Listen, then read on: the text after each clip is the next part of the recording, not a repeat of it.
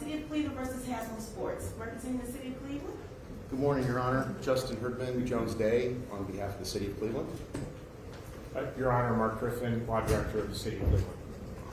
Good morning, Your Honor. Tracy Stratford from Jones Day on behalf of the City of Cleveland. Good morning. Good morning. Representing Haslam Sports Group. Good morning, Your Honor. Robert Ware, Thompson Hine. With me at the table, Anita Reddy, Bill Sabat, Brad Wilson will be presenting today. Thank you so much. All right, so we'll get right into it. So this is a motion to stay, motion to dismiss. Okay. Would you like to present an opening statement?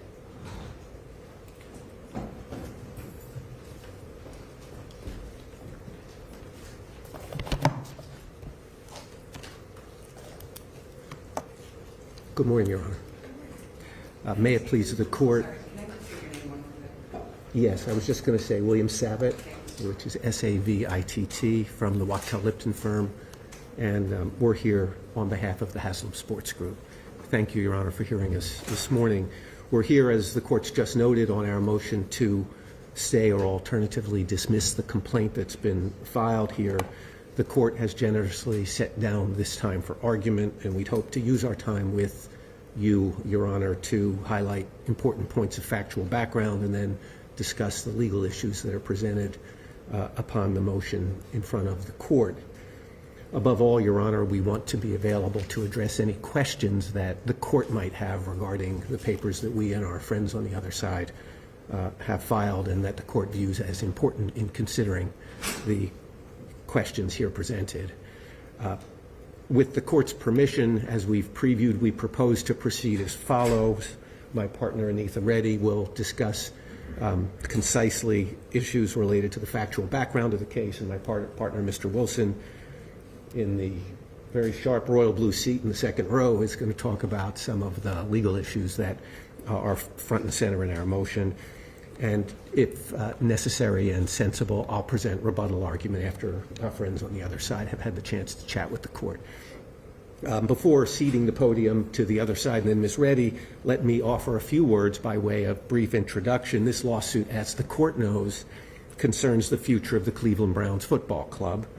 The Browns have a lease to play their home games at Huntington Bank Field, just a block or two away by the lakefront, through the end of the 2028 NFL season, and they have committed to honoring that commitment, and honor that commitment the Browns will.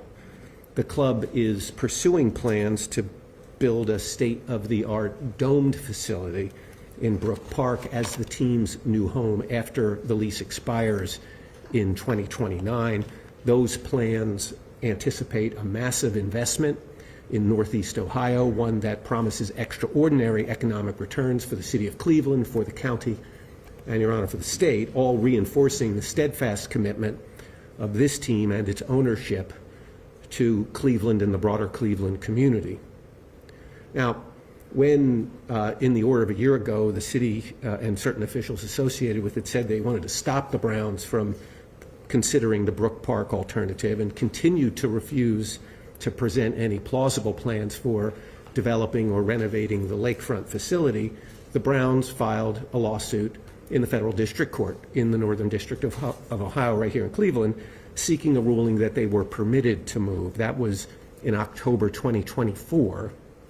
And that lawsuit, as the court knows and the court will hear, turns on issues, among other things, centrally arising under the United States Constitution, the federal Constitution. Months later, the city filed this lawsuit in this court, almost 3 months later, and as the court has read and as the court will hear, the second filed suit pending in front of Your Honor concerns, broadly speaking, nearly identically speaking, the same facts and the same legal issues as the earlier filed suit that the team filed in the federal district court.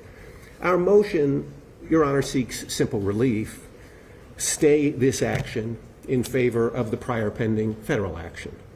And that's to avoid inefficiency and wasteful duplication and to ensure that determinative questions of federal constitutional law are determined by a federal court. And above all of that, to avoid an unnecessary collision between two courts, both of competent jurisdiction. Now, the city tells the court not to bother with the federal court. That court, you've been told, lacks jurisdiction. Whether the federal court lacks jurisdiction is not for the city to say. It's for the court to say, for the federal court to say. And Judge Ruiz certainly hasn't indicated that he thinks he lacks jurisdiction. To the contrary, when the city, in a continuing effort to avoid progress in the federal court, tried to stop the Browns even from amending their complaint, it told the federal court that it lacked jurisdiction to even consider the request to amend. Now, Judge Ruiz was having none of that argument, Your Honor. He issued a memorandum opinion because the city's motion required the drafting of an opinion and an accompanying order that granted leave and green-lighted the Browns amendment in the federal court. And as you'll hear, the federal court has taken further action to move that federal case along while the city does its level best to stop progress in the federal court, where the first filed suit is pending and where the federal constitutional claims belong. Your Honor, we'll have a lot to say later on the merits, but that's not for today. We think the merits are overwhelmingly in our favor, but that's not for today. The issue for today is different, and it's narrower. It's whether this dispute should be litigated in one court or in two courts at the same time. Whether it should be litigated in a way that's designed to promote efficient decision-making or in a way that's designed to waste the court's time and the party's money. It's whether the dispute centering on federal constitutional issues should proceed in a federal court. It's whether the first filed action should proceed first, or alternatively, as my friends on the other side would have it, to force an inevitable collision between courts and the likelihood, or at least the substantial possibility, of conflicting rulings, all of which, as the court well knows, fly in the face of basic principles of judicial economy. We think there's only one possible answer here, Your Honor, the one rooted in judicial economy, the one rooted in principles of comity, the one that speaks common sense. The first filed case goes first in the court that first seized the matter jurisdictionally, and in a federal court where thorny questions of federal constitutional laws can be sorted out. Those are our introductory remarks, for Your Honor, and we appreciate your patience with them. I think the order of operations we discussed was that we'd cede the podium to the other side for an introduction. I'm happy to do that, and after that, Ms. Reddy, my partner, will come up. We had some slides, which might be on the screen, but with the court's permission, we wanted to hand them up to Your Honor and staff, and I think we've already shared them with the folks on the other side. Thank you. Thank you, Your Honor. May I? Yes. Thank you very much.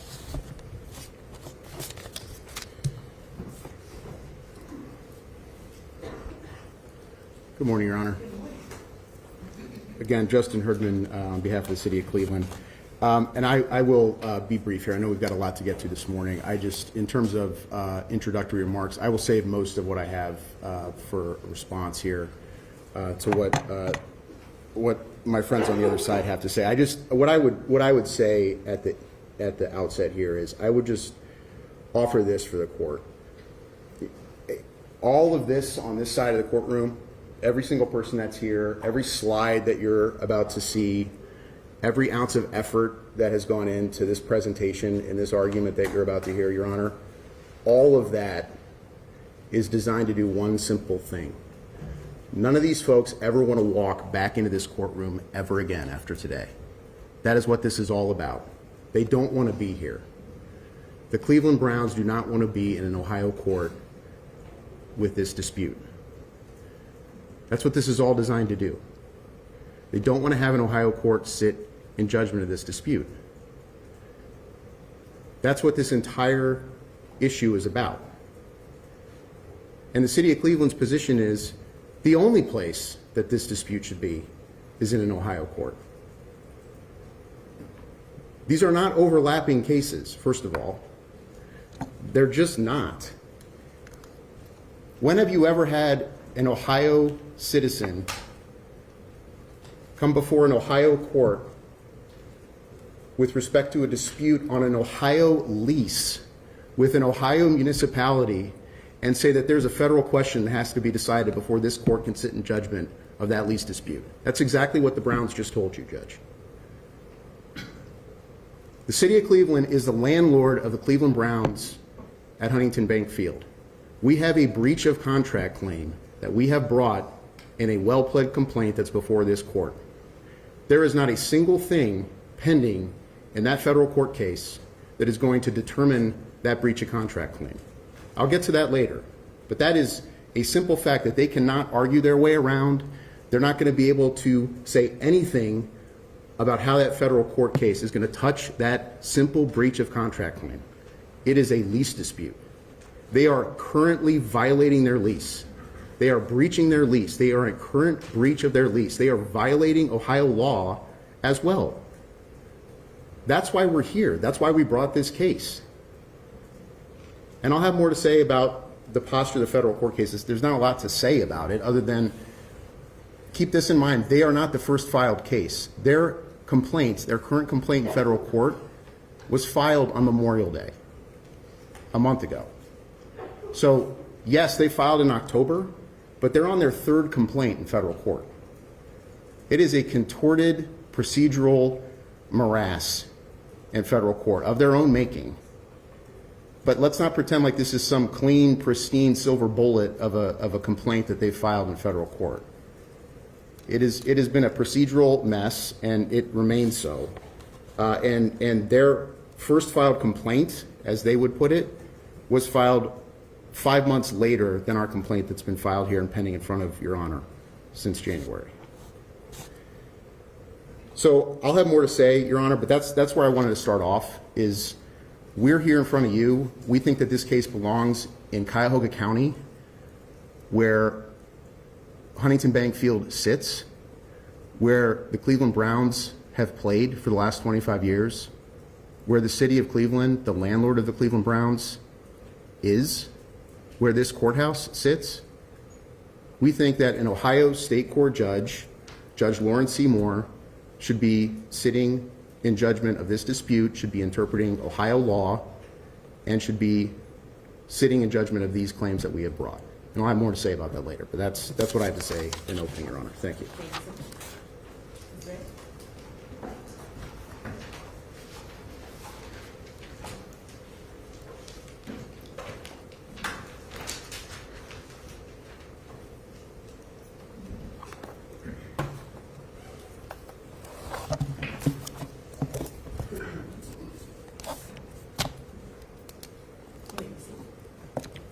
Good morning, Your Honor. This dispute is about the Browns' ability to call a new stadium home when their current lease expires in 2029, and the city's ability to use the Modell law to try to stop them. The history of the Browns' present lease and of the Modell law actually begins with another lease, and we think that history is important, Your Honor, to understanding both the current lease and the Modell law. In 1973, the Browns entered into a lease with the city to play in Municipal Stadium.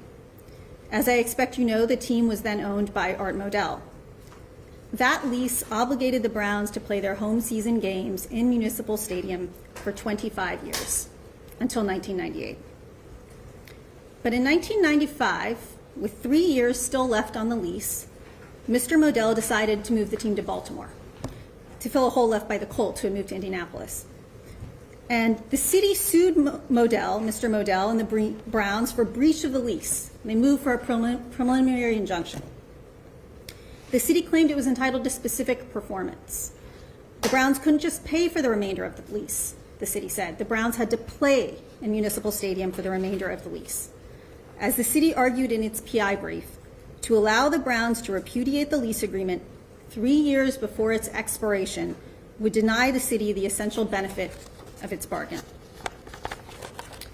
The city settled that suit in 1996 in a three-way deal with Mr. Modell and the NFL. And that deal included the Browns' present lease, the one that is at issue today. Under that deal, Mr. Modell was allowed to move the team to Baltimore, but in exchange he had to leave behind the Browns' name, their colors, record, and history, which would be carried on by a new franchise. And in exchange for the NFL's authorization for a new Browns franchise in Cleveland, the city agreed to build a new stadium, partly funded by the NFL, that would be leased to that new Browns franchise. And although that stadium would be owned by the city, the cost of constructing it would be shared with the NFL, and the cost of maintaining it would be shared with the new Browns franchise. That settlement bargain was documented in several contracts related: a franchise agreement, a financing agreement, and a lease agreement. The lease agreement, dated April 26, 1996, governs the Browns' lease of the new stadium, the stadium we all know today as Huntington Bank Field. The city, as the owner of the new stadium, was party to that lease as the lessor. And because the new Browns franchise did not yet have an owner, the NFL executed that lease on behalf of the new owner as nominee for the new owner. And in 1998, when Al Lerner bought that new Browns franchise, as required by the lease agreement, the new franchise then assumed that lease. The lease agreement sets a lease term of 30 years. That term runs from the new franchise's first season in the NFL.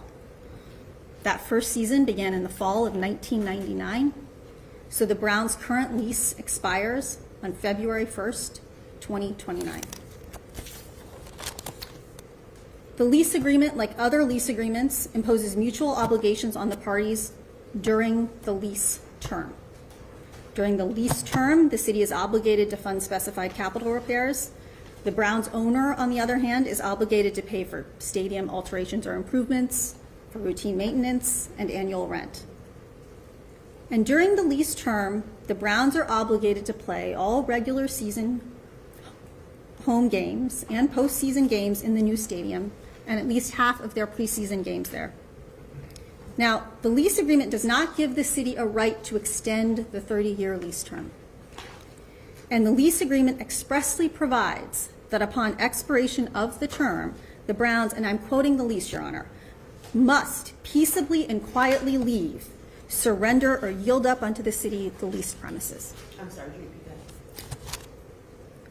that? At the end of the term, the contract requires that the Browns peaceably and quietly leave, surrender, or yield up unto the city the leased premises. The leased premises are the stadium, Your Honor. Now, in June 1996, a few months after the settlement of the city suit, the General Assembly enacted Section 9.67 of the revised code. But no one calls it that, Your Honor. Everyone calls it the Modell Law because it was passed as a legislative rebuke to the move that Mr. Modell had tried, breaking the Browns' lease of a stadium supported by public money years before the lease expired to take the team to another state. Now, the Modell Law prohibits an owner of a professional sports team from moving the team from a tax-supported home stadium unless the owner either has an agreement with the political subdivision allowing the team to play home games elsewhere, or gives the subdivision notice of the intention to cease playing home games and an opportunity for the subdivision and area residents to buy the team. Now, the Modell Law has been on the books for nearly 30 years. But until this lawsuit, it has never been enforced, never even tried to be enforced, against an owner with no intention of breaking a team's stadium lease and no intention of moving a team out of Ohio. The Modell Law is not a trap for owners who are nothing like Art Modell. And the Haslam family, the Browns' current owners, are nothing like Art Modell. For the Haslams, the Browns are a family business. Jimmy is the chairman, his wife is the CEO, their daughter Whitney and her husband are both managing partners, and they live with their 3 sons here in Cuyahoga County. The Haslam family has been committed to keeping the Browns, the Cleveland Browns, since they bought the team in 2012. In his very first press conference as the new owner, Jimmy Haslam declared there was 0 chance the family would move the team to another city. And within a year of buying the team, the Haslams started investing in it. They announced a $120 million plan to improve the existing stadium, and they paid for that up front so that those repairs and improvements could be done right away. And they're committed not just to the Browns, but to this area, to this city, and to this metropolitan region. They funded the installation of synthetic turf fields at 16 high schools in the Cleveland area. They founded an organization to combat absenteeism among school children all across Ohio. They've given more than $50 million to Cleveland's healthcare institutions, among them the Cleveland Clinic. And what's more, the Haslams were instrumental in keeping another professional sports team from leaving Ohio. In 2017, the Columbus Crew, a Major League sports team, threatened to leave for Texas when it still had 5 years left on its stadium lease with the state of Ohio. Faced with a replay of Modell's departure for Baltimore, the state invoked the Modell law to argue that the team had to stay in Columbus or face a forced sale. The Haslams stepped in. Recognizing that the Crew belongs in Columbus, in Ohio, they reached an agreement to invest in the team and keep it there, and then contributed another $220 million towards construction of a new state-of-the-art stadium and training facility for the team, which opened in 2021. And as in Cleveland, the Haslams have donated millions of dollars to support local education, parks, and healthcare in the Columbus area. As all of this should make clear, the Haslams are committed not just to Cleveland and the northeastern region, but to the state of Ohio. Now, under its terms, as I mentioned earlier, the Browns' current stadium lease ends on February 1st, 2029. By that time, the Lakefront Stadium will be 30 years old. As both the Browns and the city have long recognized, it cannot continue to serve as an adequate, let alone a first-rate home for the Browns without a major renovation and surrounding infrastructure improvements. And the city has long hoped for a comprehensive redevelopment of the lakefront, one that will connect it to downtown. So in 2017, knowing that the Browns would need to begin planning for a home that would serve the team in 2029 and beyond, Mayor Jackson asked the Browns to present a vision to redevelop the lakefront and link it to downtown. The Browns unveiled that development plan in May of 2021. It envisioned converting the shoreway into a boulevard, building a landscape land bridge, and connecting downtown to the lakefront in a way that the city had always hoped. That fall, in November 2021, the Browns met with newly elected Mayor Bibb to discuss his vision for the lakefront.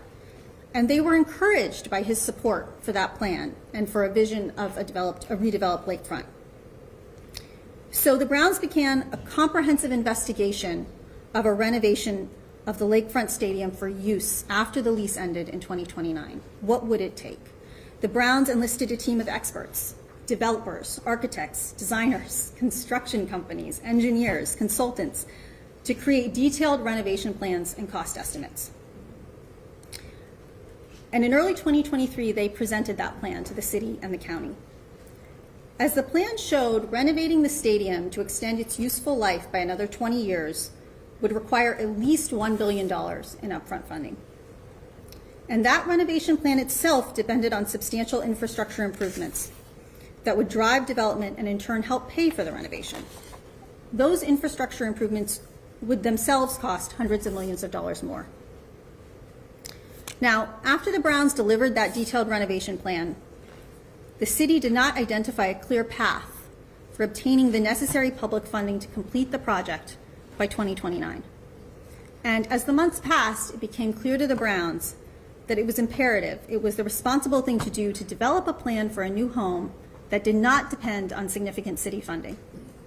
So the Browns began to look at sites in the Cleveland area that could support a stadium with a dome. Not an open air stadium, but a domed stadium. Now, stadium renovation and construction is massively expensive, at least $1 billion, easily multiple billions of dollars. And that expense is especially difficult to justify and finance for open air NFL stadiums, because NFL teams play only 8 to 10 home games a year. But when a stadium has a dome, it becomes an all-weather, all-season facility. One that can be used not just for NFL games, but year-round for concerts, shows, other sporting events. That economic activity, that year-round economic activity, makes private financing easier to get, and it boosts the tax revenues associated with the project. Put simply, the economics of a dome stadium mean a team can build a world-class facility with significantly less burden on the public fisc. Now, after a careful search, the Browns determined that the best place for a dome stadium in the Cleveland area was a vacant site in Brook Park, less than a mile from the city line, near Hopkins Airport and their training facility. And in April 2024, the Browns presented the county with a detailed proposal for a stadium there. A dome stadium with a useful life of at least 50 years could be built in 3.5 years at a cost of $2.4 billion. Now, in recent years, new FL stadiums have been built with majority public funding. But under the Haslam's proposal, private investment will cover more than half the cost, plus any cost overruns. And the public funding would ultimately be covered by taxes and fees on revenues generated by the new development and taxes on visitors. And to be clear, that initial public funding would not come from the city, but from the state.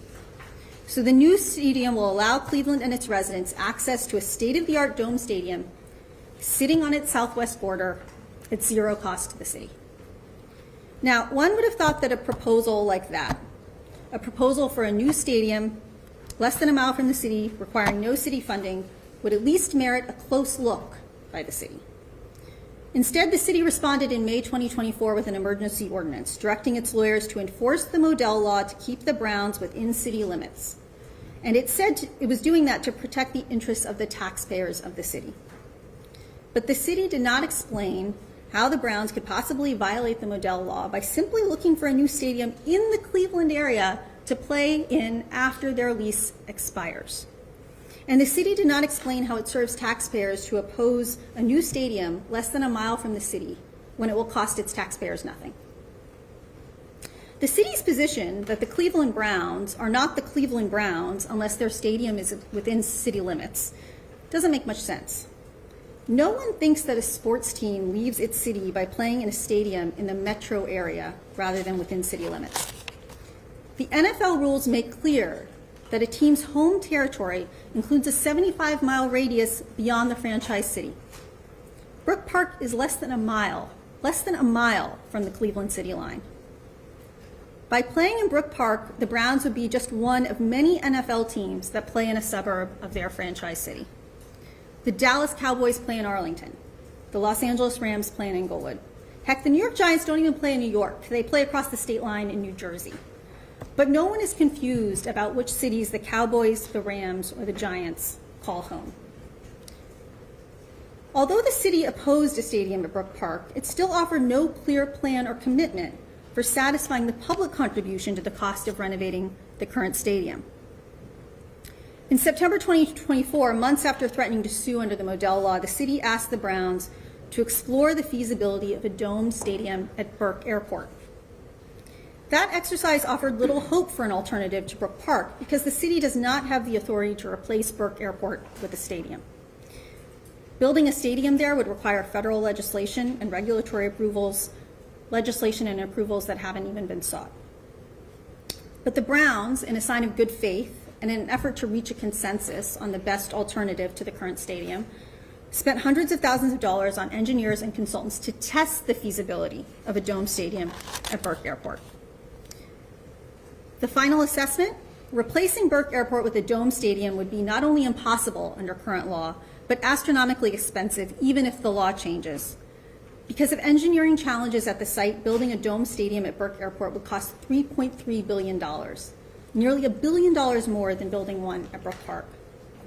And that estimate assumes construction begins right away. And of course it can't, because as we said, the approvals aren't in place and they may never be. With each year of delay, that construction cost estimate goes up. And it doesn't even cover the full cost of the airport, which would also require infrastructure improvements. So by the fall of 2024, the Haslams and the Browns had spent nearly 7 years evaluating the options for the Browns' best home, not just in 2029, but for the long term. And the answer that emerged after that exhaustive work was clear. It was Brook Park. And so the Haslams announced that they were going to focus on pursuing a new stadium at Brook Park. Now, just days after the Haslams' announcement, the city announced that it would move forward with enforcing the Modell Law against them and the Browns. Those are the threats that prompted the Browns to seek to protect their rights to find the best new home for the team, and to do so by suing in federal court. Now, the Browns initiated that lawsuit, let's just be clear, in October of 2024. And the Browns allege that the threatened enforcement of the Modell Law violates the U.S. Constitution, in addition to being contrary to the Modell Law's text and purpose.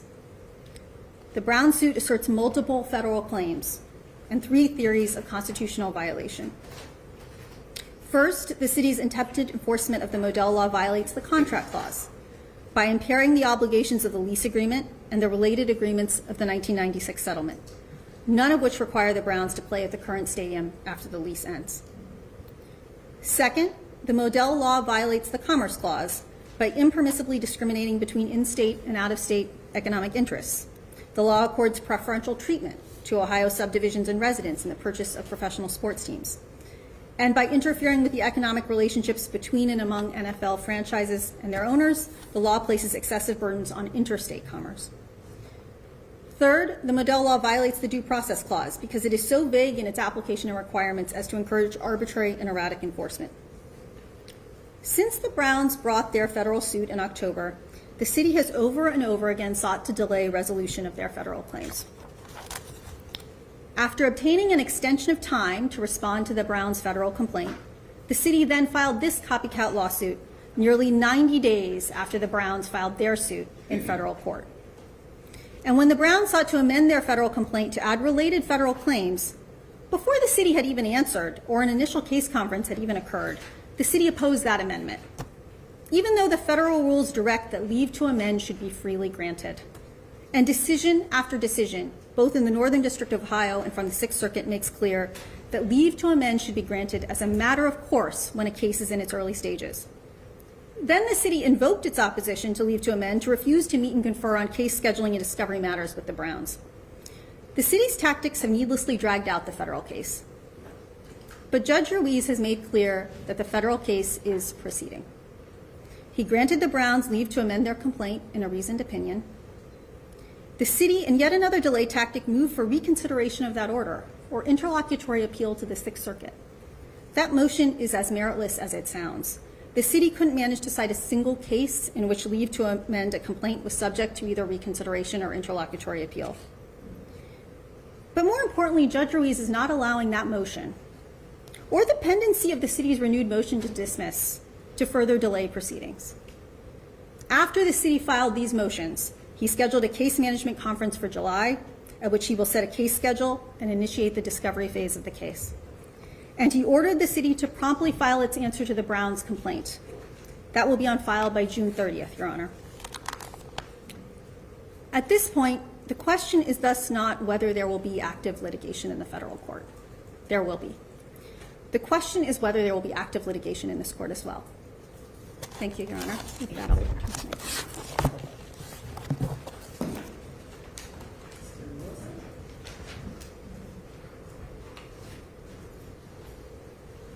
Good morning, Your Honor.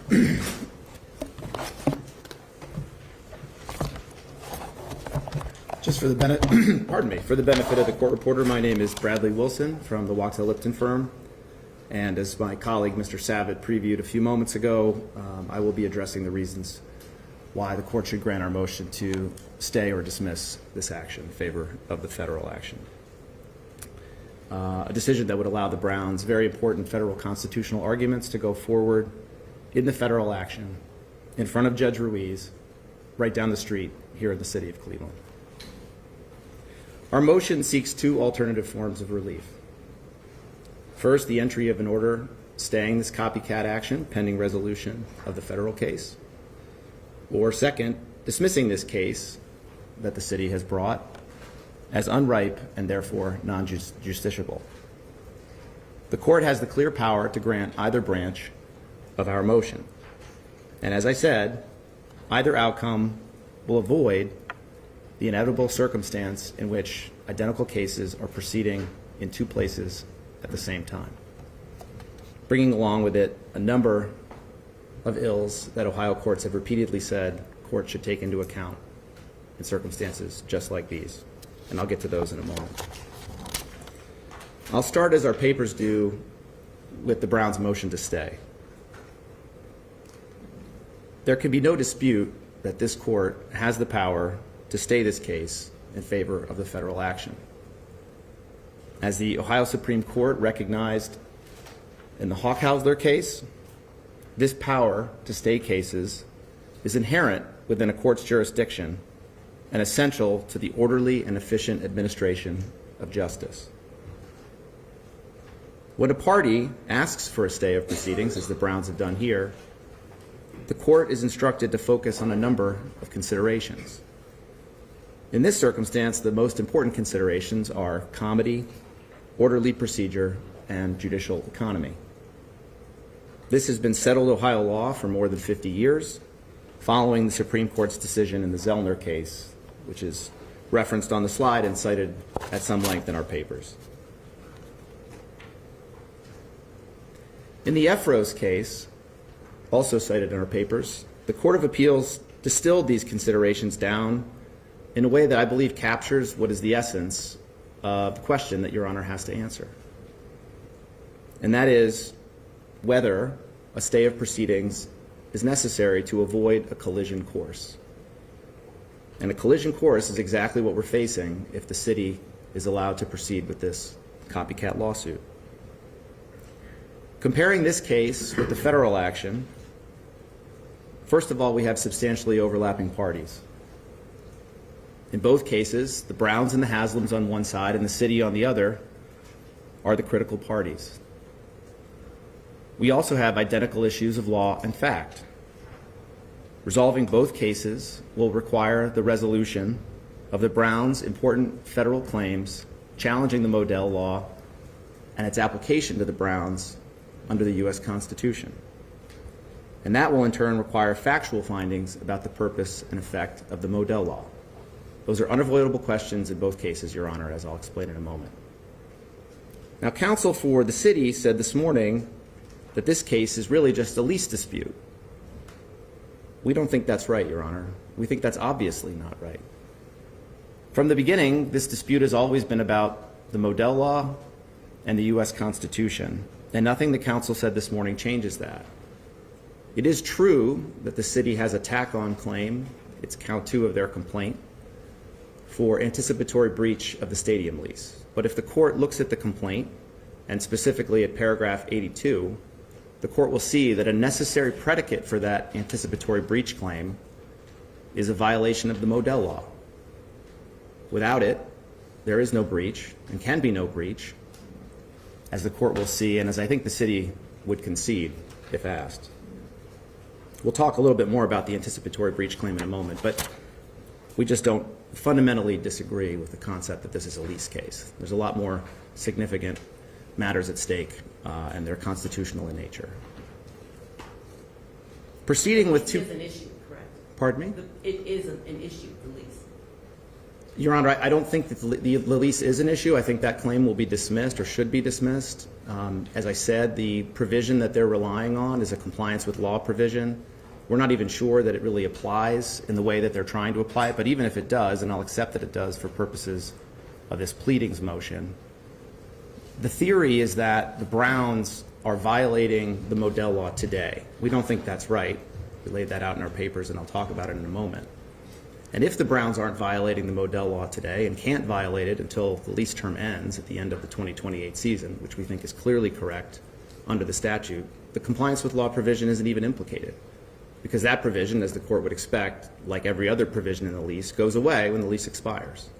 It explicitly says that the Browns have to comply with the law during the term of the lease, and the Browns have done that. There's no allegation that they've breached the lease in any other way, and they will continue to do that through the end of the lease term. And I don't think the city is disputing that, and certainly they don't allege that the Browns have expressed any intention to leave Huntington Bank Field before the lease ends. So we don't think that the lease is properly in the case. We think it should be dismissed whether or not this case goes forward. And I'm happy to turn to that now, or I can come to it when we get to the motion to dismiss. As I said, allowing the two cases to proceed in parallel in two courts is not only inefficient and needlessly expensive, it sets up a direct clash between this court and Judge Ruiz.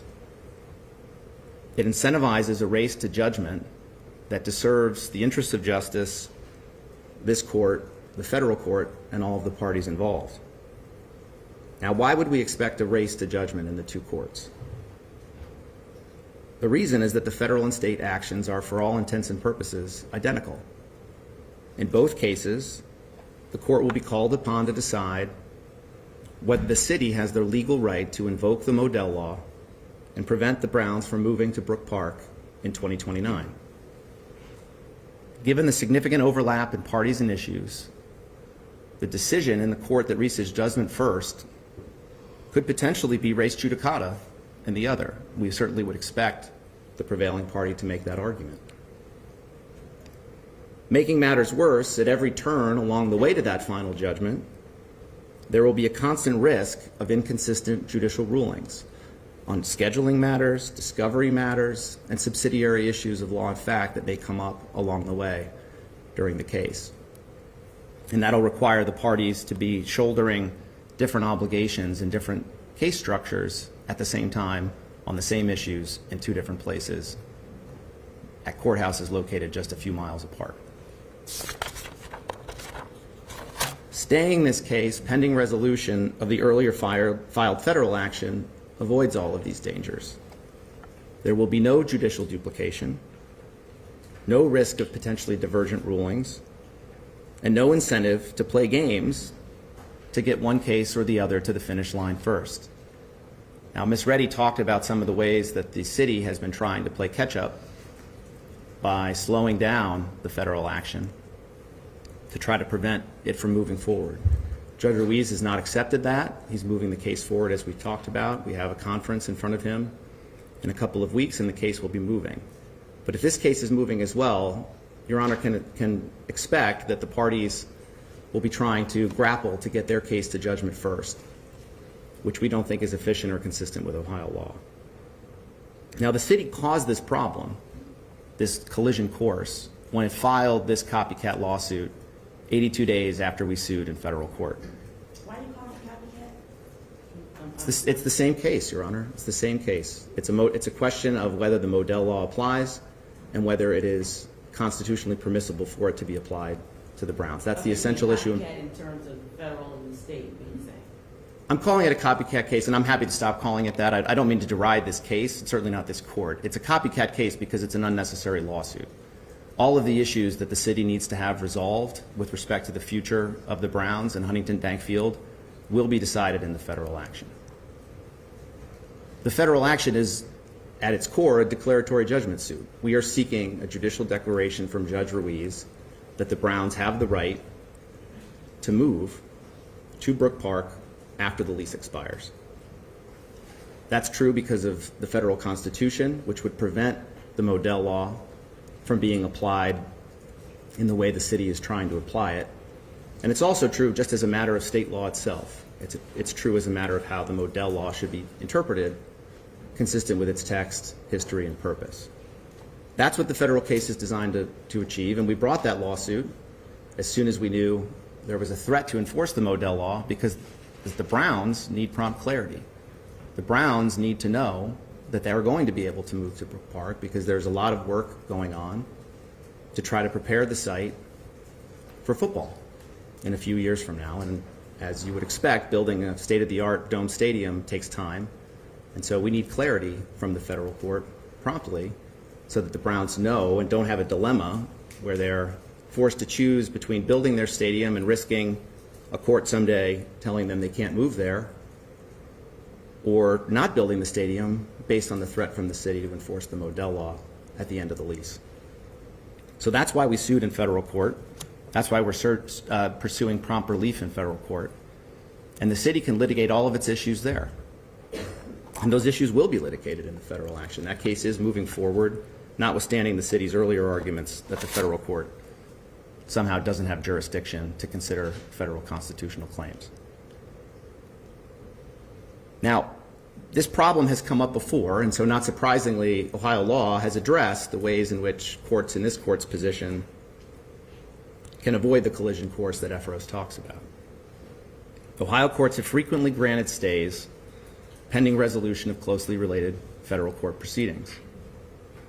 The Barnett case cited in our papers is one example.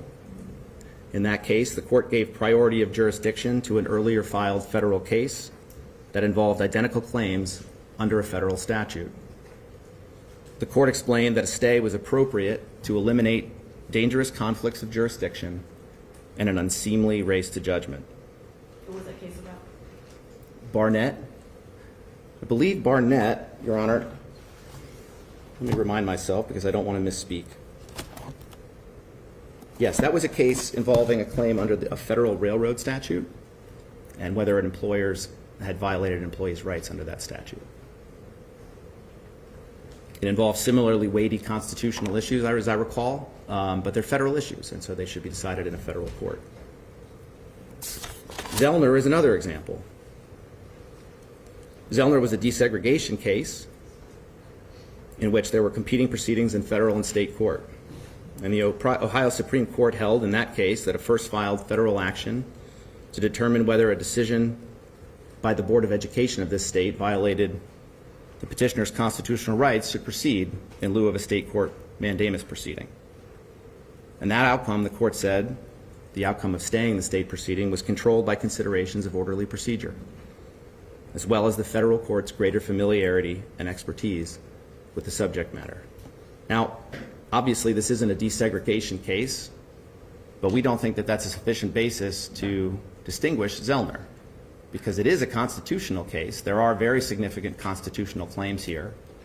There's a Contracts Clause claim, there's a Due Process claim, and there's a Commerce Clause claim. And the reasoning of that case, that the federal courts are ultimately better equipped to deal with those kinds of federal constitutional arguments, applies with full force here.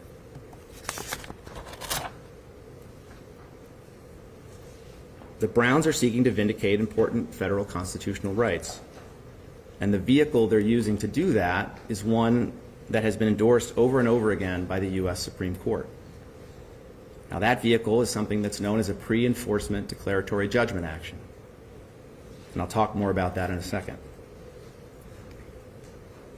But the Browns are entitled to have their constitutional arguments decided by a federal court.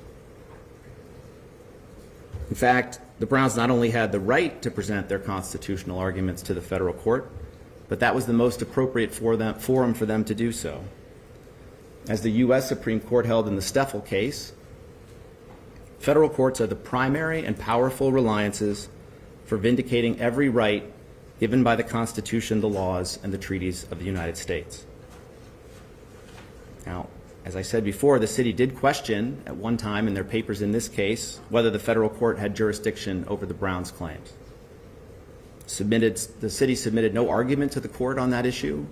They didn't cite a case. They just said that there was no jurisdiction in the federal court. Now, that argument was wrong. It was always wrong, and the city has now abandoned it entirely. When the city filed its most recent round of motion to dismiss papers in the federal court on June 9th, the city dropped its jurisdictional challenge. That's a huge concession, although it's one the city had to make. It's an acknowledgement that the Browns' federal constitutional claims are properly presented to Judge Ruiz for adjudication. As I alluded to a moment ago, the Browns' federal court action is a pre-enforcement challenge.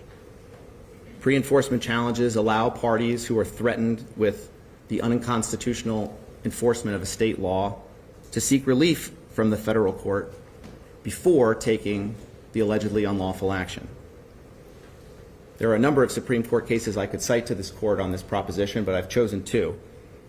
The Woolley case from 1977, which said that when a genuine threat of prosecution exists, a litigant is entitled to resort to a federal forum to seek redress for an alleged deprivation of federal rights. And then the Metigmune case, which was a patent case. Where threatened action by government is concerned, we do not require a plaintiff to expose himself to liability for bringing suit to challenge the basis for the threat. For example, the constitutionality of a law threatened to be enforced. And that's exactly what the Browns have done here. They believe that the city's threat to enforce the Modell Law at the conclusion of the lease is unconstitutional. They needed clarity on that question, and they brought prompt action in the federal court to seek clarification of their legal rights, just as the Supreme Court has told them they should. Now, this right to pursue a federal remedy in the pre-enforcement context is deeply embedded in the law. And as I said, the city's threat to enforce the Modell Law shows why this right is so important. As the Browns allege in their federal complaint, absent prompt relief, the uncertainty created by the city's attempt to enforce the Modell Law against the Browns will unlawfully impair their ability to exercise their contractual and legal rights to call a new stadium home in 2029. Without the federal action, the Browns would be forced to decide whether to risk the possibility that billions of dollars in private and public investment in the Brook Park project could be wasted, or abandon the stadium project entirely and bow to the city's threat. The law does not require the Browns to make that very difficult choice. By filing this state court action and then opposing the Browns' motion to dismiss or stay it, the city is trying to deprive the Browns of their right to have the federal court resolve their federal claims. This outcome is contrary to settled law. As the U.S. Supreme Court held in the England case, there are fundamental objections to any conclusion that a litigant who has properly invoked the jurisdiction of a federal district court to consider federal constitutional claims can be compelled without his consent and through no fault of his own to accept instead a state court's determination of those claims. But that's exactly what the city is attempting to do here, to force the Browns to bring their constitutional challenges in this court. Now, the city argues that the Browns could simply reserve their federal constitutional arguments, present only state law arguments to this court, and then ask Judge Ruiz at some point in the future to resolve their federal constitutional claims. That would, for one thing, be very, very inefficient because we'd have two full track legal proceedings going back to back in circumstances where, as I said, the Browns really do need urgent relief and a speedy resolution of this dispute. But there's a bigger problem, which is that what the city is saying doesn't work as a matter of res judicata. Contrary to what the city tried to tell this court in its papers, the Browns can't reserve their constitutional arguments and leave them out of this case. The city is alleging that the Browns have already violated the Modell Law. The city is alleging that they are already entitled to injunctive relief, including relief that would order the Browns to sell the team, and damages. We don't think their interpretation of the Modell Law is correct. We think those claims are unright. But let's accept, for the sake of discussion, that the city is right and that there is, in their view, a current violation of the Modell Law. If the city prevails on that claim and gets a judgment in its favor, that'll very likely be res judicata as to the federal action. The Browns would be then precluded from making any further argument to try to avoid liability under the Modell Law. They'd be stuck with the judgment of this court, and their federal constitutional claims would have gone by the wayside. So unless the court grants this motion, the Browns will have no choice. They'll be forced to bring their constitutional claims and arguments and defenses in this proceeding as well. That's not how it's supposed to work, Your Honor. Again, the England case, the right of a party to choose a federal court where there is a choice cannot properly be denied. And we think that's the principle that guides the resolution of this motion at its most fundamental level. Now, on the other hand, staying this case and allowing the state law issues to be decided in the federal action, if they need to be reached at all, prejudices no one's rights. Because there is no question that Judge Ruiz has jurisdiction over the state law claims as well under the district court's supplemental jurisdiction. In fact, the state law issue was already presented for adjudication in the federal action. The Browns raised it in their complaint as an alternative ground for resisting the Modell Law's application. And Judge Ruiz is perfectly capable of addressing that issue should he decide that he needs to reach it. Now, the city says that this court needs to adjudicate the Modell Law issue because it's a state law issue, and it, of course, is that. But this isn't the kind of state law that this court, or really any other in the state of Ohio, has any experience interpreting or applying. As Ms. Reddy pointed out, it's only been invoked once in completely different circumstances by a different court in Franklin County. And that case resolved before it really got off the ground. The only written decision that's available on the Modell Law is a motion to dismiss decision several years ago in another county. So neither the state nor the federal court. But the case was, the motion to dismiss was denied. The motion to dismiss was denied. Very different circumstances there. What was the difference?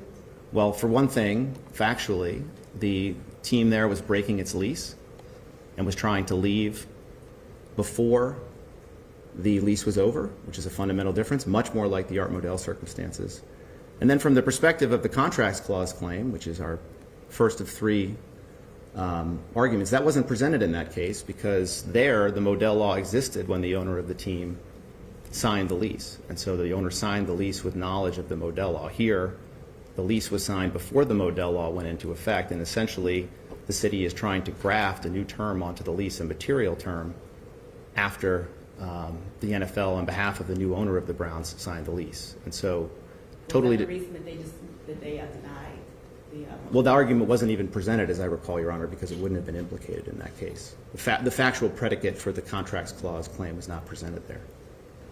And I would also say a motion to dismiss is obviously a very favorable pleading standard for the city, well, or the, I don't remember, I believe it was the state in that case, Your Honor. But for the municipality or the government entity, it's a very favorable pleading standard, and I don't think that the judge in that case at all reached the ultimate merits of the case. But in any case, yes, there is one decision from Franklin County, and Your Honor can read it and try to apply it for whatever persuasive value it has, but the same is true of Judge Ruiz. It's not as though you personally, or frankly any court here in Cuyahoga County, has ever considered those issues. There's no binding authority from an intermediate appellate court or the Ohio Supreme Court. We're essentially writing on a blank slate, although admittedly there is the one precedent. Now, as I said, we're skeptical that Judge Ruiz will need any help addressing the state law issues in the case, but if he were to decide that some interpretive guidance would be helpful to him, there's a ready-made procedure for that to happen. Federal courts can certify questions of state law to the Ohio Supreme Court for a definitive answer. This procedure is established by Rule 9.01 of the Supreme Court's Rules of Practice. It's been repeatedly endorsed by the Ohio Supreme Court in cases like Scott v. Bank One Trust. And it's, as I said, an available option to Judge Ruiz if you want some help with any specific issues under the state law interpretation of the Modell law. So by granting a stay, this court would ensure that the Browns' federal constitutional claims are decided where they should be, in the federal court, but also leaving open the possibility that this state's highest court could issue definitive guidance on the meaning of the Modell law, which is ultimately what is needed to ensure clarity going forward for teams that find themselves in the Browns' position.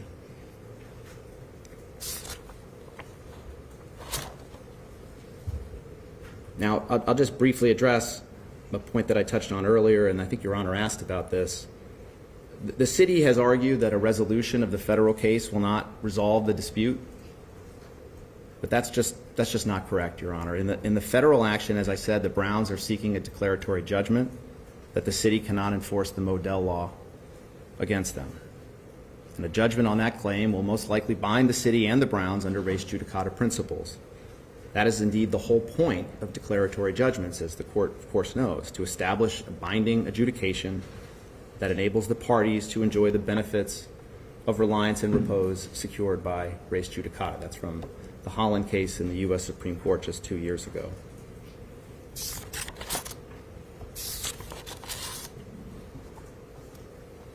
Let me turn briefly, Your Honor, if I could, to the motion to dismiss arguments, although I've already previewed several of them in my remarks. Unless Your Honor has any further questions about the stay motion. Thank you. As we said in our papers, if the court does not stay this case in favor of the federal case, it should dismiss the case entirely. The grounds for dismissal are straightforward. First, counts 1 and 2 of the complaint are not ripe. Both claims are premised on an alleged current violation of the Modell law in circumstances where it is not possible for the Browns to violate the Modell law for at least several years. For at least what? For at least several years, if and when the Browns leave Huntington Bank Field and start playing their games somewhere else.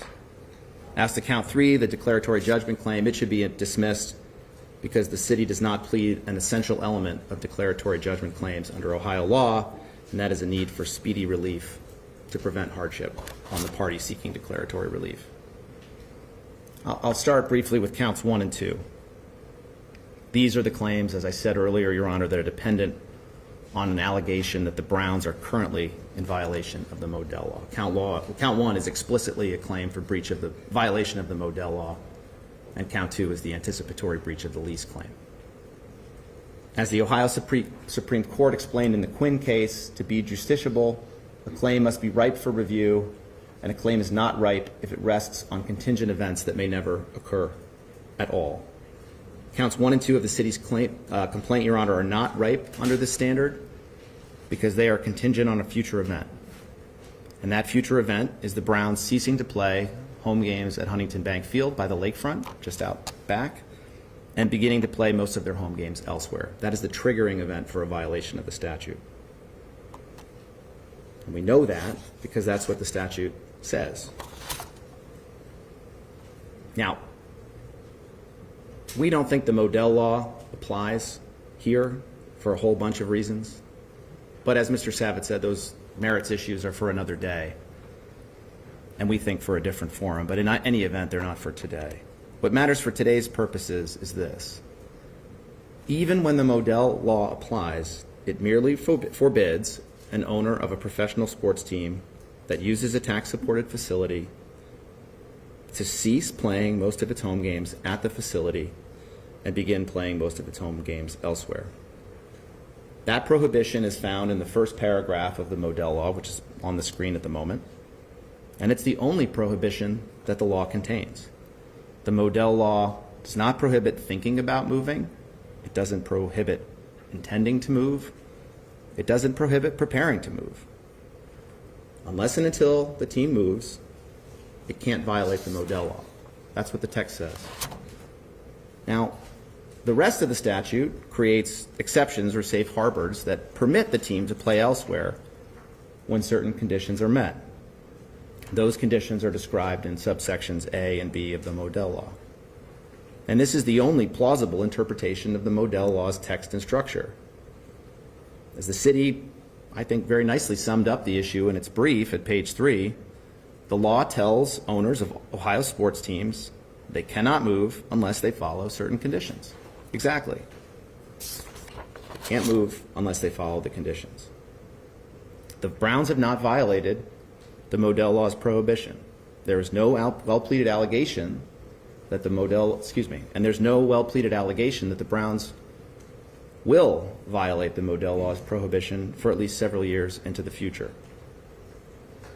There's no allegation that the Browns have ceased playing at Huntington Bank Field, and there's certainly no allegation that they've started playing their games elsewhere.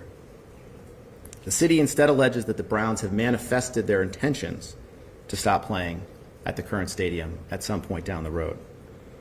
That's not a violation of the statute, as its text makes clear.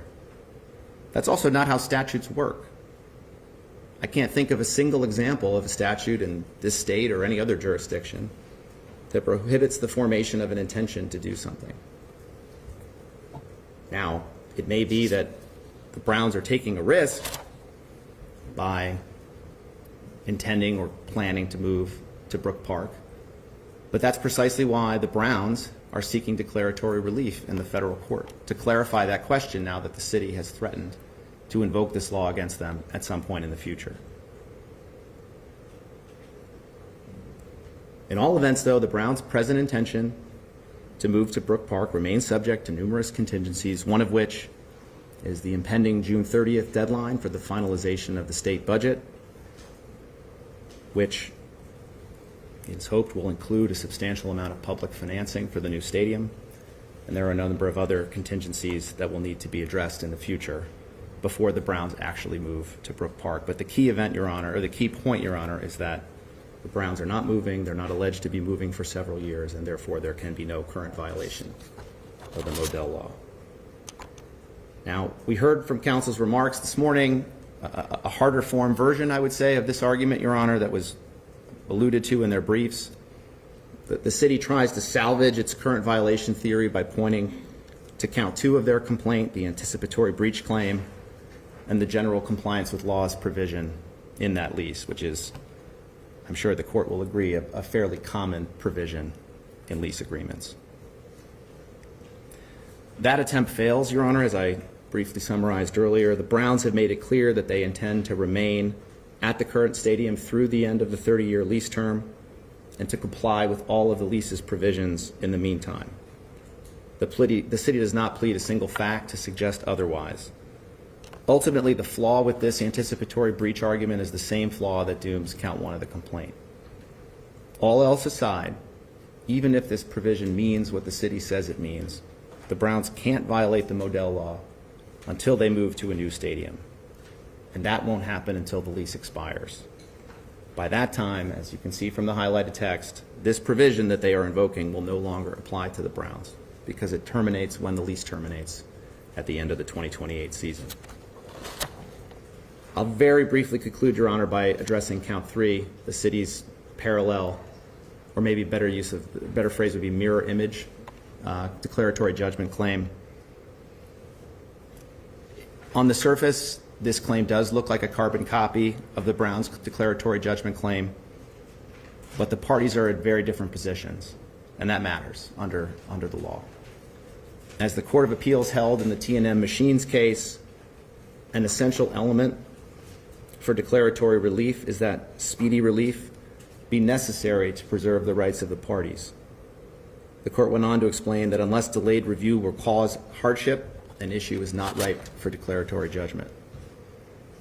The city pleads no facts establishing that it needs speedy relief to prevent hardship on itself. In its brief, the city cited an allegation that a Brook Park Stadium would draw events-related investment and tax revenue away from Cleveland. But that danger is contingent on future events that will not occur until 2029, if they occur at all. The city's complaint is very clear on this point and this timing. The complaint alleges in paragraph 42 that the city will lose economic output every year should the Browns abandon their stadium. The Browns, by contrast, face a massive dilemma right now. The Browns want to proceed with the Brook Park opportunity. They want to invest additional time and capital into that project. But the city's threat to invoke the Modell law against them is complicating those efforts and putting that investment at risk. That is why the Browns need relief from the federal court. The city is perfectly well situated as things stand. The uncertainty benefits the city. As the Ohio Supreme Court explained in the Burger Brewing case, and this pertains to the Browns, not the city, it was to lift people from the horns of such a dilemma that the Declaratory Judgment Act was enacted. The Browns case cries out for speedy relief. The city's does not, and count 3 should likewise be dismissed. Your Honor, unless you have any further questions, I'd be happy to cede the podium to Mr. Herdman and reserve the balance of our time for rebuttal. Thank you. Thank you, Your Honor. Judge, would you mind if I took a break? Is that okay? Thank you. Just, I've heard you speak about 5 minutes. Thank you. What's in recess for 5 minutes?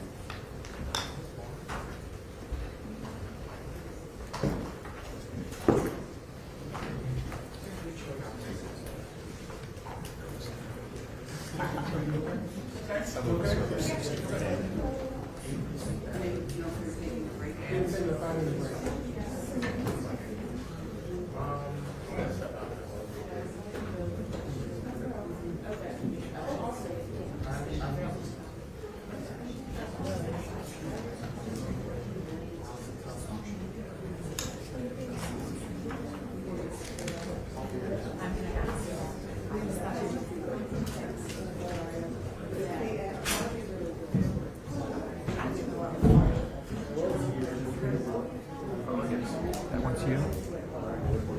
That's the full.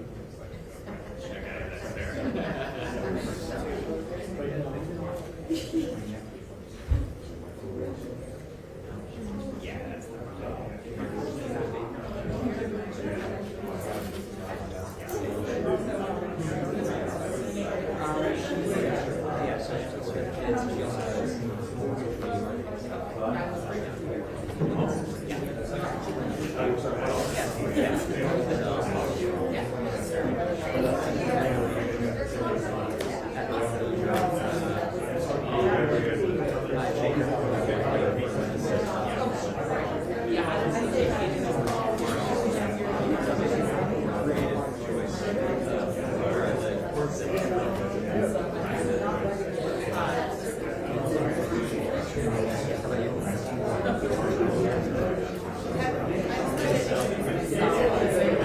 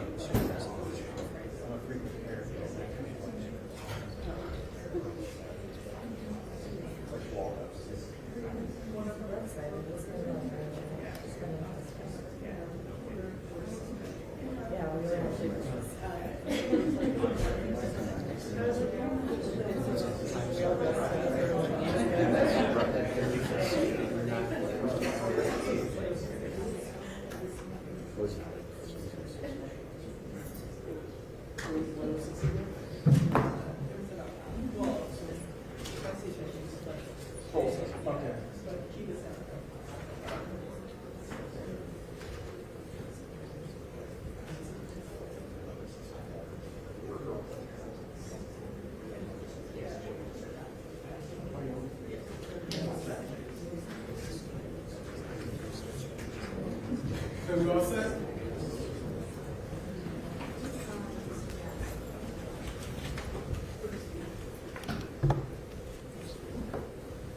So would everyone please rise? Court is now back in session. You may be seated. Thank you, Judge. Appreciate it. Good morning again. All right. Well, appreciate again the opportunity to address the court. So I'll kind of pick up where I left off at the beginning of the morning, Your Honor. Just point out, I think what you've heard is what I think is a fairly transparent effort by the Browns to deprive the city of an opportunity to have its claims heard here. The city is the natural plaintiff in this case. The city is the party that is aggrieved by the violation of the Modell Law. The city is the party, the landlord, that is aggrieved by the breach of the lease. The city is the party that is the natural party seeking relief, declaratory relief. And the Browns, by rushing into federal court in October of last year, sought to deprive the city of seeking relief on those claims in its natural setting here on state law claims in state court. That's what you heard this morning. All of that effort to explain why they're in federal court and explain why this is not the appropriate setting for state law claims, that's all an effort to keep this case away from Judge Lawrence Seymour. And I would just say, it's clear to us that these state law claims belong here, but taking our word for it, I realize that only gets us so far in an argument like this. How about what the state of Ohio has to say about it, though? Because what you heard this morning was what the Browns' position is on this, but they didn't mention what the state of Ohio has had to say in that exact same federal litigation. Because the state of Ohio is an intervener in that case, Judge. The Attorney General for the state of Ohio, Dave Yost, has filed over and over and over again in that federal court case in support of the city's position that the Browns case has no business being in federal court. And just to take one quote out of one filing, this is from a filing by the Attorney General of the state of Ohio, David Yost. Abstention and constitutional avoidance principles dictate that the threshold state law questions that the Browns present be answered first by an Ohio court, end quote. That is just one quote. That is from their motion to dismiss the Browns' second amended complaint at page 2. There are many, many, many more from which I could have chosen. I selected one and only one, but that is the position of the state of Ohio as to which court should be hearing these claims. The move to stay should be denied. That is apparent and obvious. First of all, this is a purely discretionary decision for this court. There's nothing mandatory about this. A stay would only be proper if the federal court properly had jurisdiction and if that federal court possessed a greater familiarity and expertise with the action's core issues, and if that federal court could provide a more complete disposition of the issues. None of that holds true here. Now, on the jurisdictional issue, I don't know what papers the Browns have been reading in federal court. We have not abandoned our challenge of the jurisdictional issue in federal court. We have filed a motion for reconsideration on Judge Ruiz's grant of their motion for leave to amend their first amended complaint, stating that the court did not have jurisdiction to grant that motion. It is a jurisdictional issue. I would also point out that the reason that they have filed their most recent complaint on Memorial Day weeks ago is because their second complaint, that is their first amended complaint, I think they would have to admit, did not have federal jurisdiction. They had to file and seek leave to file an amended complaint because their second complaint that they filed, again, they filed 3 complaints. So this idea that we've delayed that case is preposterous. They filed their first complaint in October, which was apparently such a rush job that they had to file an amended complaint weeks later. Then we fully briefed a motion to dismiss on that first amended complaint, which prompted them to seek a motion for leave to amend that complaint because it was so lacking in federal jurisdiction that the only way that this case could survive in federal court was for them to file this complaint that they just got permission to file on Memorial Day. So this idea that we have delayed that case is absolutely off base. And this idea that it is some like neat and tightly packaged bundle that's teed up for Judge Ruiz to decide right away is just not true. This case has proceeded. This is the second time we've appeared before Your Honor. It's true that we are in the process of scheduling a date to appear in front of Judge Ruiz for a case management conference to set a discovery schedule, but we're already in discovery in front of Your Honor. We've already served discovery, 2 sets of discovery on the Browns. We're not happy with the responses that we've gotten back on the second set of discovery. We'll deal with that, and we're dealing with the Browns on their responses. But we're in discovery in this case. We're not in discovery in the other case. And we still have yet to fully brief the motion to dismiss on their newer complaint. So I'm not the Browns, obviously, we're the city, but this idea that they're going to get some quick resolution in the federal case,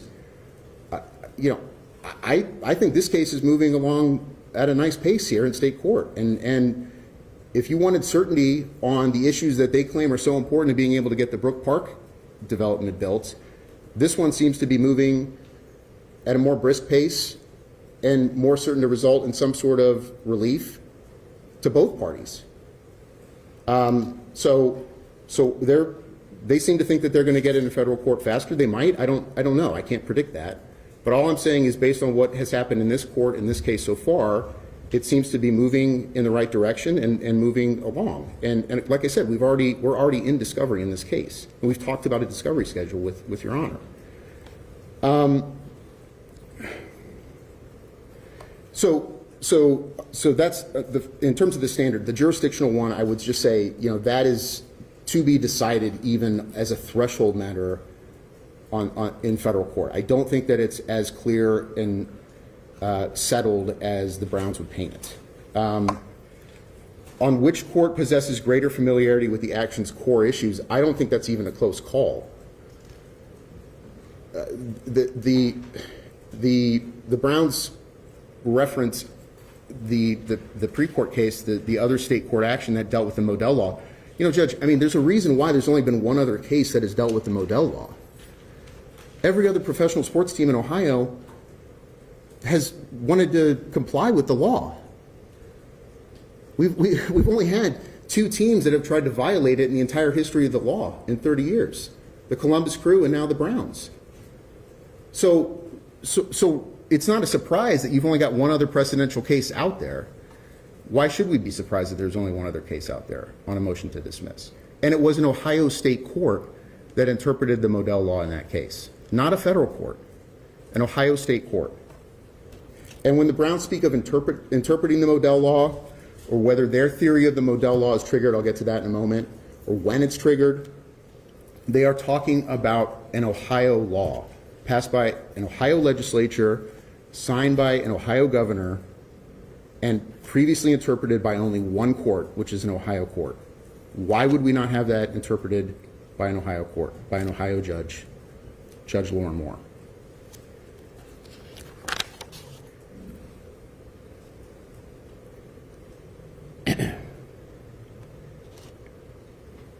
Just to pick up a thread I mentioned earlier, we made the same abstention argument in federal court, and that's exactly what the Attorney General said and agreed with us on, that quote that I read earlier.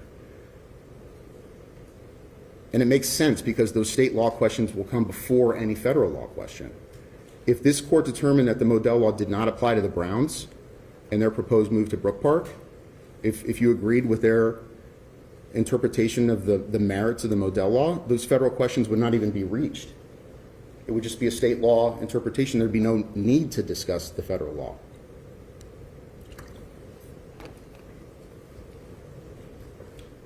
And on the second part of the standard, again, this court can completely dispose of the case. The federal court cannot. As I just said, if this court determines the Modell law does not apply to the Browns, the case is over. There would be no federal questions to address. If the federal court determined that the law was constitutional, the case is not over. We'd have to come back into state court. We'd have to come back before a state court judge, and then we would have to enforce the Modell law. It wouldn't be over. There's no way that the federal court can entirely dispose of the case. You can. And more importantly, there are claims, as we've already talked about, there are claims in this case which will not be touched by that federal case at all. I'll get to that right now. We have pled a standard breach of contract claim. It's predicated on the stadium lease. And that lease has provisions in it that we allege are in breach and have nothing to do with the Modell law. Just as an example, paragraphs 89 to 93 of the complaint refer to Section 9B of the lease. Section 9 of the lease was referenced in that PowerPoint as well. The lease is Exhibit A to the agreement. Section 9B2 of the lease requires the lessee, and I'm going to quote here, Judge, I apologize, but this is also referenced in the complaint. Section 9B2 of the lease requires the lessee to, quote, 1, hold, maintain, and defend its rights to play professional football in the city of Cleveland, Ohio. So that provision is up in the air right now. Section 9B2, to not negotiate with any person or do or suffer to be done anything which will cause such rights to be lost or impaired or diminished in any respect or transferred, relocated, or otherwise moved. Section 3 of 9B2, not sell the franchise to another person or entity which has the then present intent to relocate, transfer, or otherwise move the franchise to any other city or location. Section 4 of 9B2, not modify the franchise to permit the Browns to play regular season home games or postseason home games other than is required by the rules of the NFL in any other such city or location. End quote. We did not quote the entirety of Section 9B2 in the complaint. That's quoted in various paragraphs 89 and 93. But that gives you an idea of the fact that it's not wholly reliant on paragraphs relating to the Browns' compliance with Ohio law. That there are other provisions in the lease that the Browns are violating currently. And they all relate to where the Browns are playing professional football. And It specifically says any other city. yes, it says not sell the franchise to another person or entity which has the then present intent to relocate, transfer, or otherwise move the franchise to any other city or location. That's Section 3. Section 1, which is quoted in our complaint, requires the lessee to hold, maintain, and defend its rights to play professional football in the city of Cleveland, Ohio. Not Brook Park. City of Cleveland, Ohio. Now, if they're going to say that we didn't, specifically allege that they breached that particular provision, well, apparently, liberal pleading or liberal amendment of a complaint is all the rage. So, what's good for the goose is good for the gander. If that's an argument that they're going to raise in 5 minutes when they get back up here, I'm just previewing that might be something you hear. We would anticipate that's something that they're going to say. But we have alleged that particular provision in our breach claim, Judge. And whether or not we'd have to amend it, I say that for another day. But I am pointing out to the court that we have alleged specific provisions in the lease with the Browns that we claim are in breach now. And these are not subject to what's going on in federal court. They have nothing to do with the Modell law and whether or not the Browns are violating the Modell law. These are standard lease provisions that are in breach.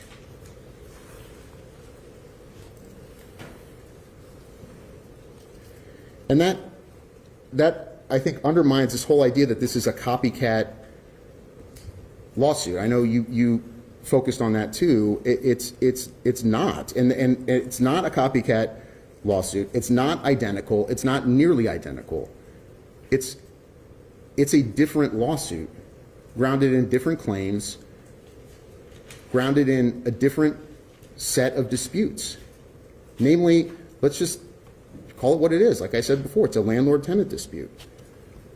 And there is a Modell law component to it, of course. We have a statute that we want to enforce.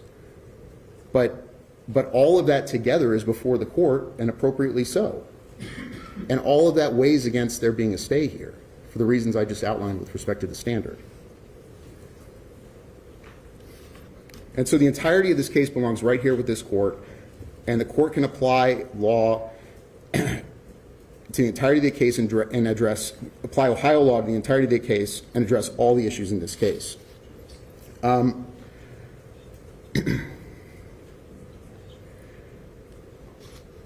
also just want to pause for a moment because I think that this is important, particularly with respect to what I just read with respect to 9B in the lease. Since we last appeared before this court, I think it was back in April, I think it's important to address what has happened in the ensuing weeks. And again, I'm not even sure I would have addressed this but for counsel going through chapter and verse about all of the funding that is out there, all of the contingencies that have to happen, everything that's on the table with respect to funding in the state legislature. In the past several weeks, the General Assembly has considered various budgeting proposals with respect to the Brook Park Stadium for the Browns. They appear to be on the precipice of deciding some of those funding issues.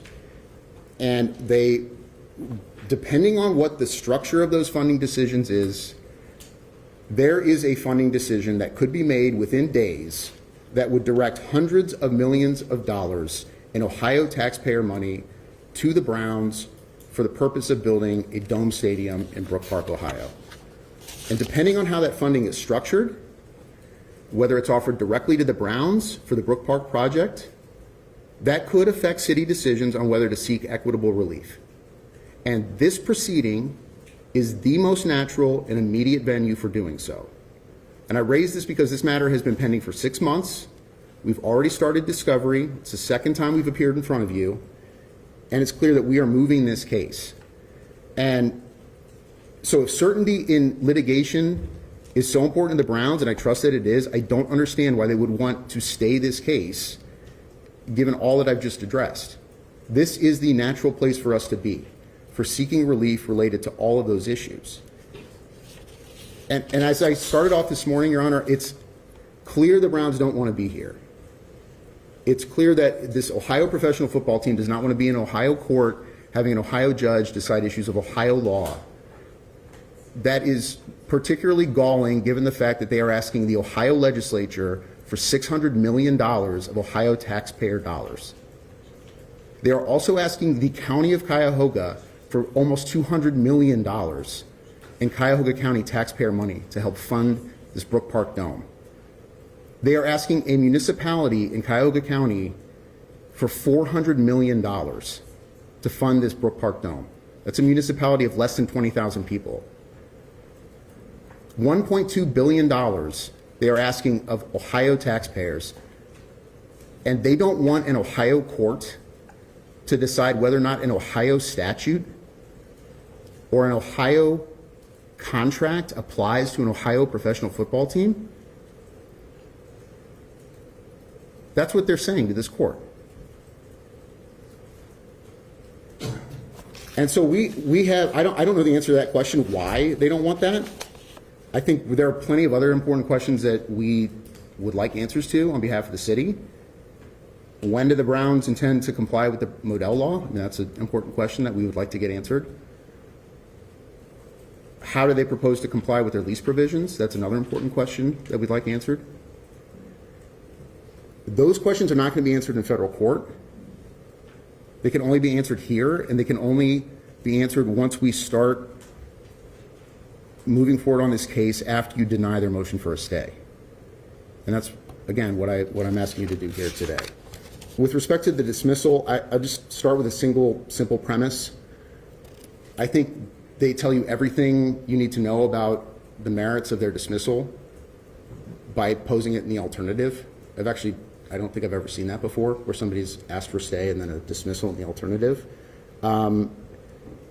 It's clear that they have done this sort of in passing, but I'll address it.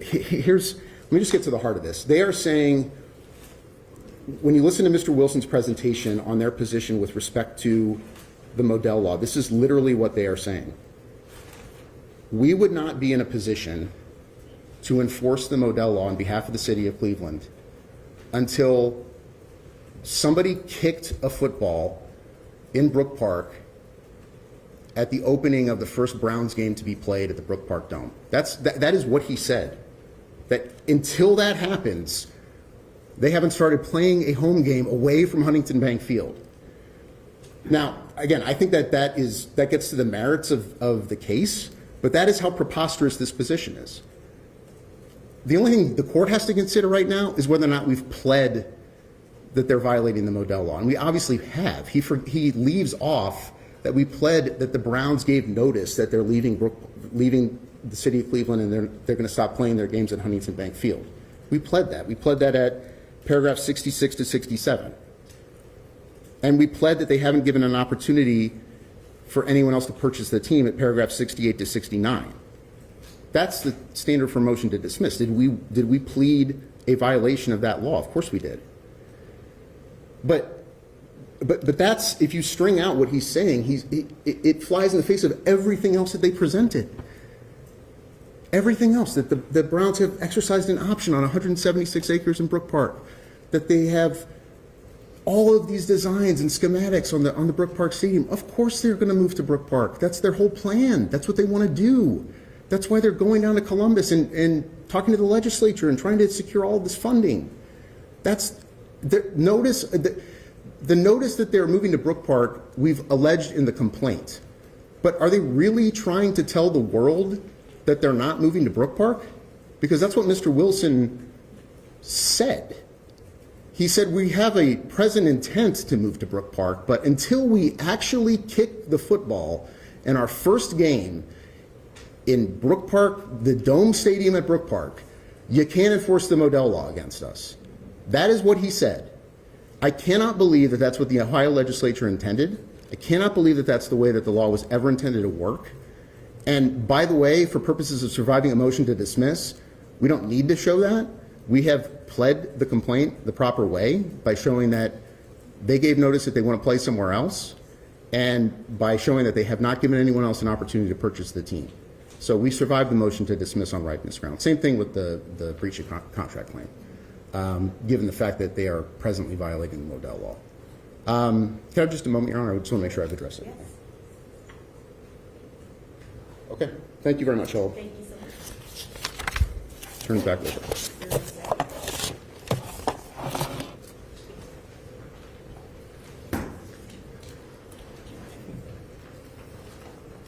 Oh, thanks.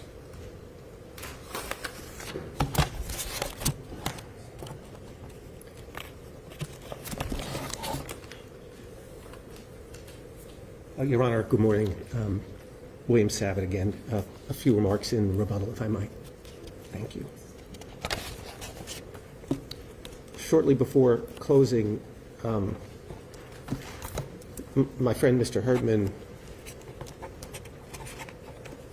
told you how different this case and the federal case were, that there were important points of distinction that rendered them completely separate.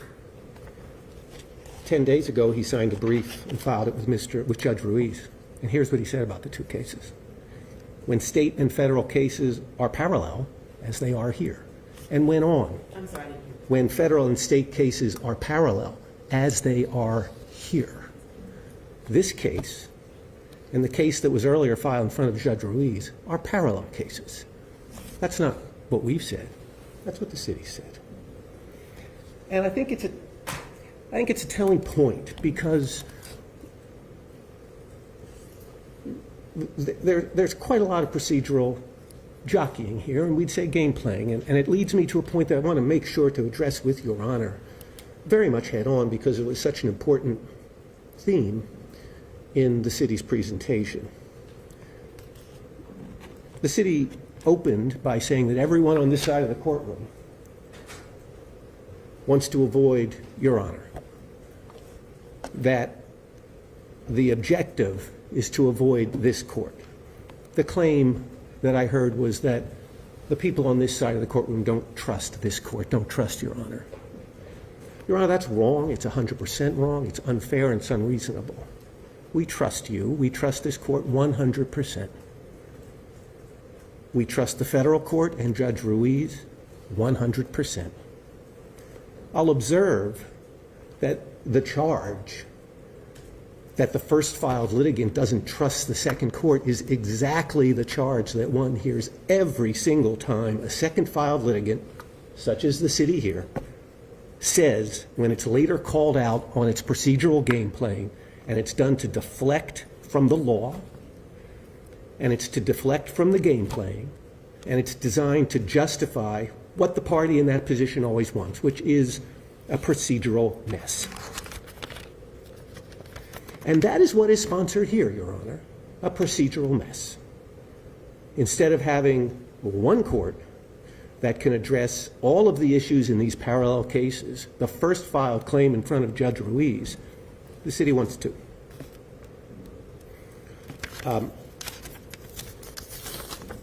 We're not trying to keep anything away from Your Honor. We're asking for a stay because there's an earlier filed case that will take care of everything. I'll get to that in a minute. It will take care of all the issues here in front of Judge Ruiz. It was first filed, and it is the right court for the disposition of the federal constitutional issues that lurk behind every aspect of this case, notwithstanding the city's claim, which we think is plainly inaccurate, that what we're dealing with is a landlord-tenant dispute. Your Honor has heard from Mr. Wilson that Ohio law and federal law all point cases, direct cases with constitutional issues towards the federal court. That's the law, and that's why we filed there. And you kept hearing that we filed our complaint on Memorial Day. Well, not really. We moved for leave and presented a complaint in March. And the city wouldn't consent to that leave to amend. It filed an elaborate motion opposing it, even though it's a routine motion, and that had to be briefed. And Judge Ruiz was compelled to, and did, issue a reasoned opinion disposing of what was a plainly meritless delay tactic. And we're told that we're trying to sponsor a procedural mess. Please, Your Honor, we wanted to make clear what's happening in the federal court. After leave to amend was granted over an objection subject to a 4-page reasoned opinion that Judge Ruiz wrote, the city moved for reconsideration of an order allowing an amendment to a complaint very early in the lawsuit, and it sought interlocutory appeal to the Sixth Circuit Court of Appeals. Your Honor, not only couldn't we find a case that had granted such relief, we couldn't even find another litigant who had sought such relief, because, as Your Honor knows, leave to replead early in a case is freely granted. And yet, this has turned into a battle line like Verdun in the federal court. And why is that? Because what is on offer from the city is every effort conceivable to avoid joining issue in the federal court where the constitutional issues belong and where the case was first filed. So with enormous respect for Your Honor, we won't stand by to the subject that we are trying to avoid a court, because there's one party that is frantically seeking to avoid one judge, and that is the city trying to avoid Judge Ruiz, who has this case properly, who has now said he is going to entertain the further amendment complaint, who has devoted time and judicial resources in disposing of the meritless motion practice that my friends on the other side have entered into, and where the case was not only first filed, but where the constitutional issues belong. If it ultimately should come to pass that, for whatever reason, the federal case did not dispose of this claim, the first filed action didn't, we'd be delighted, Your Honor, to be back in front of you. That's why we ask in the first instance for a stay rather than a motion to dismiss. Mr. Herdman told you the various things that he hasn't heard of. It is entirely conventional to seek a stay in these circumstances rather than a motion to dismiss, because if it should come to pass, and I don't think it will, in these parallel actions, we're happy to be in front of Your Honor. But the claims here are all in front of Judge Ruiz, and they should be disposed of there.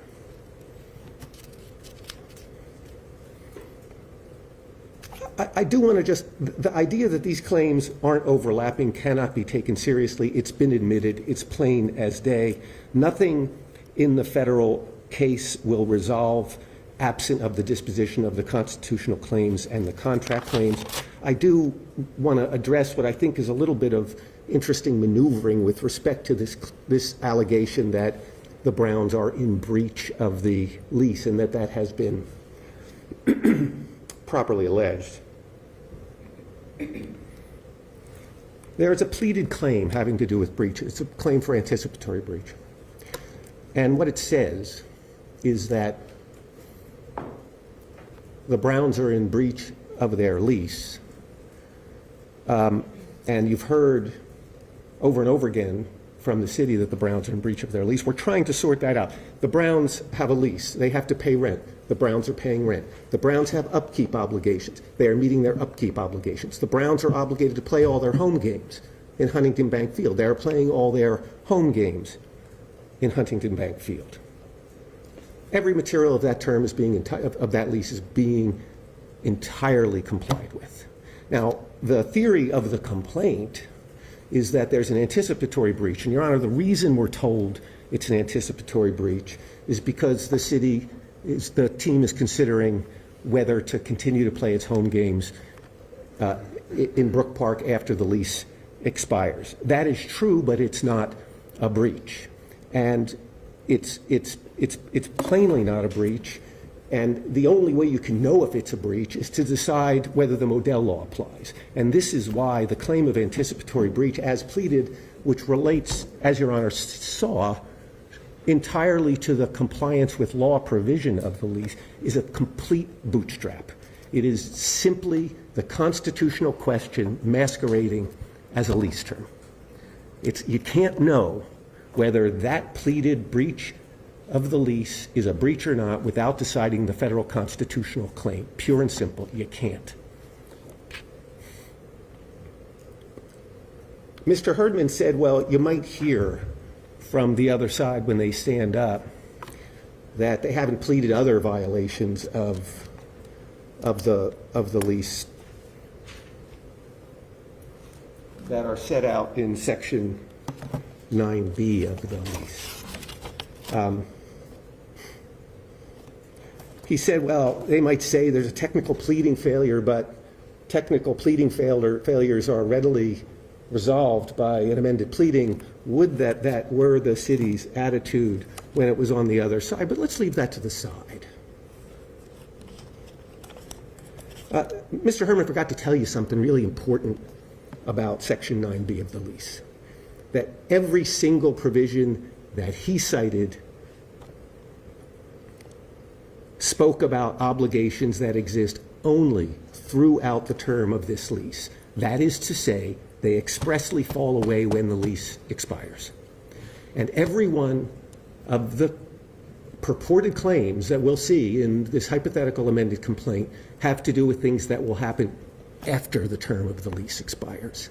They can plead it, but it will be as meritless as the anticipatory breach claim.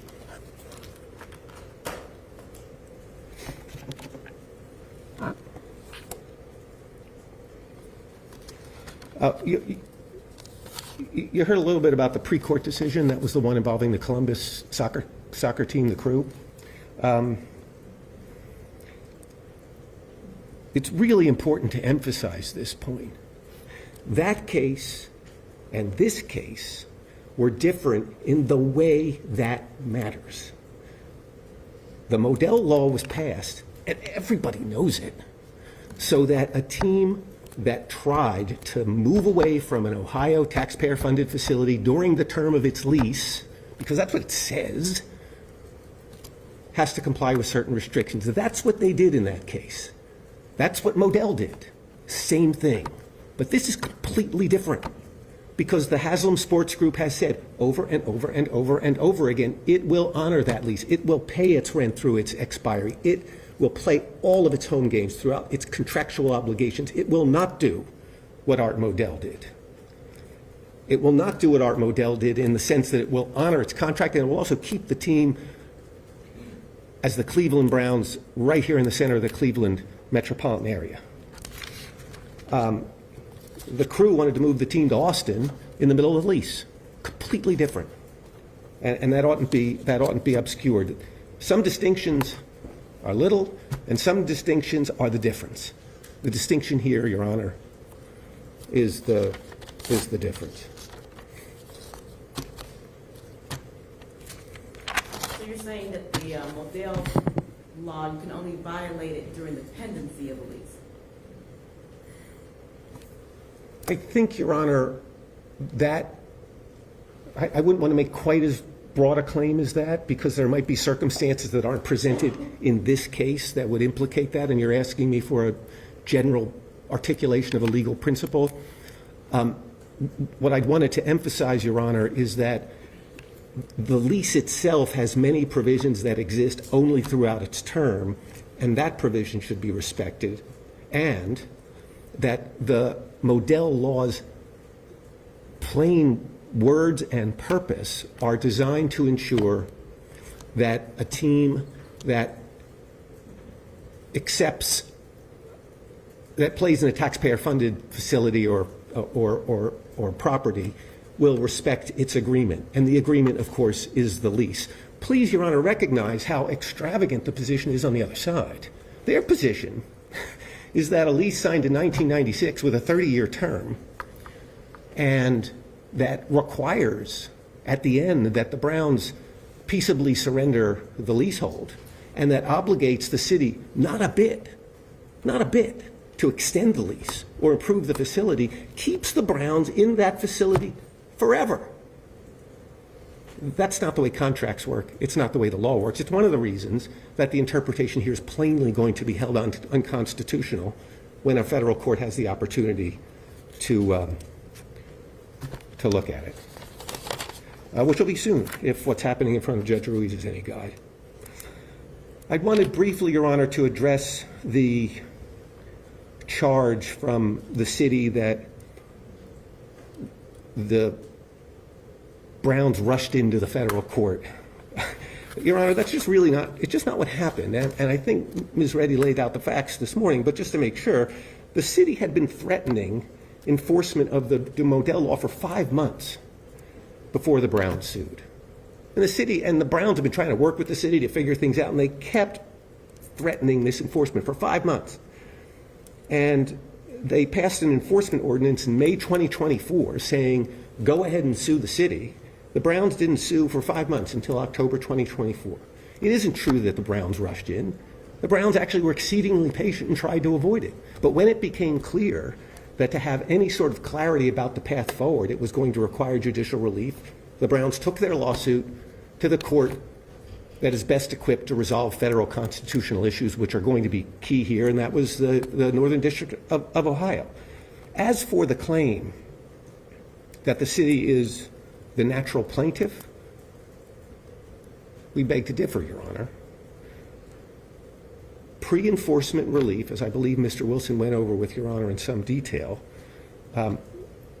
is the preferred remedy for the disposition of federal constitutional claims where a harm to a private citizen is threatened.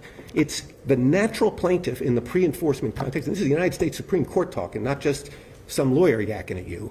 The Supreme Court said that the pre-enforcement litigation route to a federal district court is the preferred route. That's what the Browns did. They didn't rush and they didn't forum shop. They took their time, tried to work it out, and then went to the right court timely. As for suffering no harm, I mean, the city, being clear here, the city is brandishing the sword of Damocles. Do what you think you must, do what you want, but we're going to come in at a time of our choosing, and we will wield this sword. We will harm you. We will dismember you. The person over whom that sword is being wielded are the Browns. And the Browns, after trying to work it out, said, that's not going to do because we have important decisions to make for the team, for the players, for the fans, for the city, for the state, for the county. And they took that question to the right court. Now, the city could have sued. It had authority from May 2024, but decided not to. It decided to try to beat up on the Browns, to threaten them with the sword of Damocles, and the Browns did the right thing, finally seeking a remedy, and now they are charged with avoiding Your Honor. Your Honor, the opposite is true. The opposite is true. Finally, I wanted to say a word about abstention. The city does not address a matter that I think was quite clearly articulated in our papers, that federal law now disfavors abstention, and it advocates certification to a state Supreme Court as the proper remedy when the federal court believes that guidance would be necessary. Abstention doesn't work in this case because you can't just reserve your federal issues, and from a procedural perspective, we suggest that our friends seem to be proposing something that is as unwieldy a contraption as one could imagine, where the state law claims would be addressed in front of Your Honor. And if I understood Mr. Herdman right, he was saying, well, we'll come to this court, we'll litigate those claims, and if they lose, case is over. And if they win, then we can go to Judge Ruiz later, figure out whether the Constitution applies. A few things on that. First of all, that is exactly why supplemental federal jurisdiction exists. Second of all, it's completely contrary to every principle of judicial economy that one could imagine. 2 judges, 2 courts, 2 proceedings, as opposed to 1 judge, 1 proceeding, 1 court. No excuse for it. None proffered. As to the point that the federal court cannot grant complete relief, completely wrong.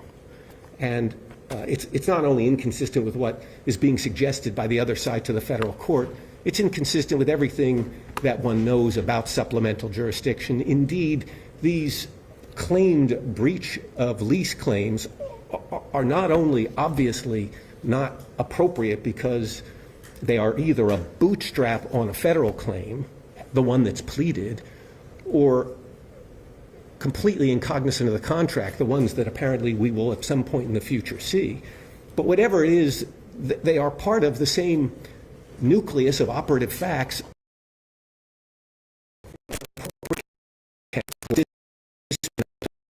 of Judge Ruiz, who was the first judge seized with jurisdiction, is the first judge now to do an opinion, and in front of him to get a schedule together. And for all those reasons, Your Honor, we think the outcome here really is plain. It's that this case should be stayed as a second filed action in favor of the first filed action in front of Judge Ruiz. If there is some reason why that action does not dispose of all these claims, seems unlikely, but it's possible, Your Honor will retain jurisdiction. But to have this case go forward, and I've heard that discovery is happening in this case. We don't really think that's true, Your Honor. It's true some papers have been served, but they were just of a record-making character. No discovery's been had. To have this case go forward and another case go forward at the same time with the same issues is exactly what the stay device is designed to achieve and exactly what the rules of procedure we've invoked in this court and the federal court are designed to. What was the nature of Judge Ruiz's written opinion? He wrote a 4-page opinion granting the Browns' application for leave to file an amended complaint and rejecting the arguments that the city had offered in opposition, including the proposition that the amendment would be futile. He said that could be disposed of later. Implicitly, we think, rejecting the jurisdictional claim that had been offered, and I think that's why they are challenging that on an interlocutory, which I think, what did he say about jurisdiction? Yeah, I think he did, Your Honor. It's in the papers. Well, why don't we actually have a look at it? It's a short opinion. He referred to the pages. Sorry, I can't hear you. Judge, I just suggest you read it for yourself. And you could, I mean, if you'd like, it's 4 pages. Our position is he didn't address jurisdiction. Their position is he implicitly addressed it. I would just, it's 4 pages. We'd be happy to provide you a copy. But Okay, that's fine. I just wondered if you could bottom line it. Did he say the jurisdiction was established in federal court? I don't think he said quite that. He rejected, let's be clear. I found apparently this is entertaining to the other side. As a part of a campaign to avoid federal court review of their federal claims, the city objected to the amended complaint on the ground that the motion for leave was not jurisdictional. It was rejected.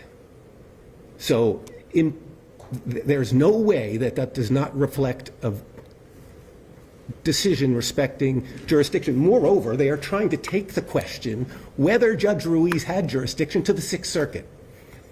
And I guess they think it's funny that a case can be delayed on the basis of obviously meritless game playing in the federal court and then come before this court and tell you that it's someone else playing the games. It's just not the way it's happening. And what's the nature of your case management conference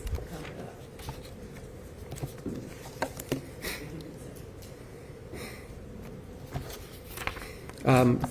We understand that the court will at that time set down interim dates leading to trial for discovery and motion practice. It'll be up, of course, to Judge Ruiz to decide what he wants to address at that conference. It was put down for July the 17th, Your Honor. We've moved it at the request of the city, and we think it's going to happen a little bit before then, and we expect to have a full schedule of proceedings through discovery into trial. At least that's what we're going to request, and we understand is likely. Your Honor, I'm mindful of the time. I'm sure my friend will have some words to say. If you have any more questions, I'd be delighted to try to answer them. Do you know of any other litigation that is pending in both state and federal courts at the same time? You mean? That's not unheard of. I don't think it's unheard of. We have, and I personally, as an advocate, I wouldn't want to start testifying, Your Honor. We have very often had the occasion to seek to stay litigation in a federal court or a state court when there was prior pending litigation. In many jurisdictions, there's a statute that governs that situation. In every jurisdiction, as in this one, there is a body of common law that favors the prior pending case. It happens pretty frequently that for whatever tactical reason, one litigant or another prefers one jurisdiction or another. Sometimes it's one state court and another state court. Sometimes it's one federal court and another federal court. Sometimes it's a state court and a federal court. We've seen it happen. So this is not unusual?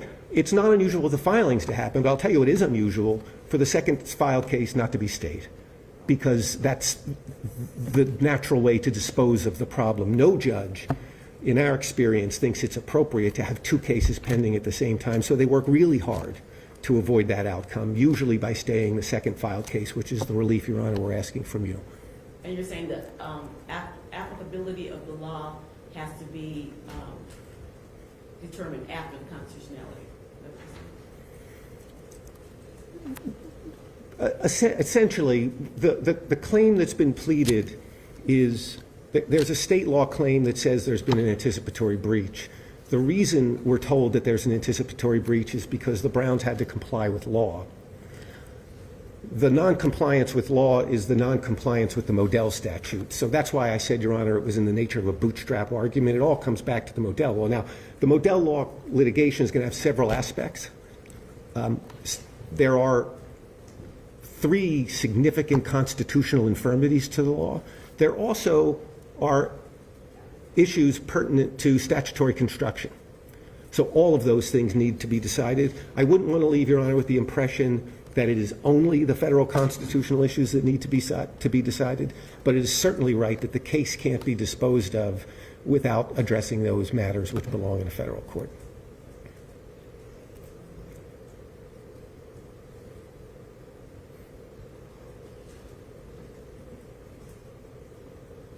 And just for the record, the city has not consented to the move.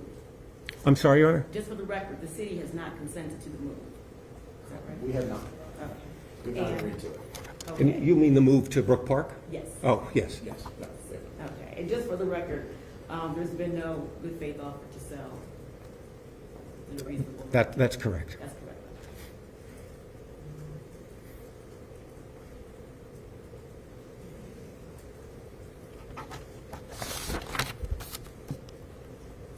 And just, I know Mr. Wilson talked about ripeness as it relates to the motion to dismiss.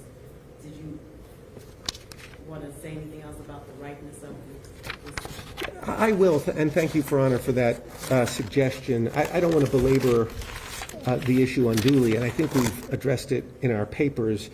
I think the city's argument boils down to the argument, and I'll give them this. It has a certain amount of common sense appeal that we're saying this case isn't right, but the federal case is. And we do say that. That is our position, and we think it's a principled position. We think it's a principled position. We think it's a principled position, and it's a correct position. And here's why: the claim in this court is won by the city that is seeking essentially a pre-enforcement answer to whether it can act. We are also seeking a pre-enforcement decision as to whether the city can act, whether we can act. This is a pre-enforcement, the pre-enforcement constitutional challenge, the pre-enforcement interpretive challenge. There is only one party who is harmed by the uncertainty, and there's only one party that has standing to pursue that claim, and it's the Browns. Put simply, it relates to the metaphor I was raising, Your Honor, about the sword of Damocles. The ability to bring a pre-enforcement challenge does not rest with the party brandishing the sword. It rests with the party who might be stricken by it, and that's the Browns. And we think that distinction is really quite clear in the cases that we've set out in our papers.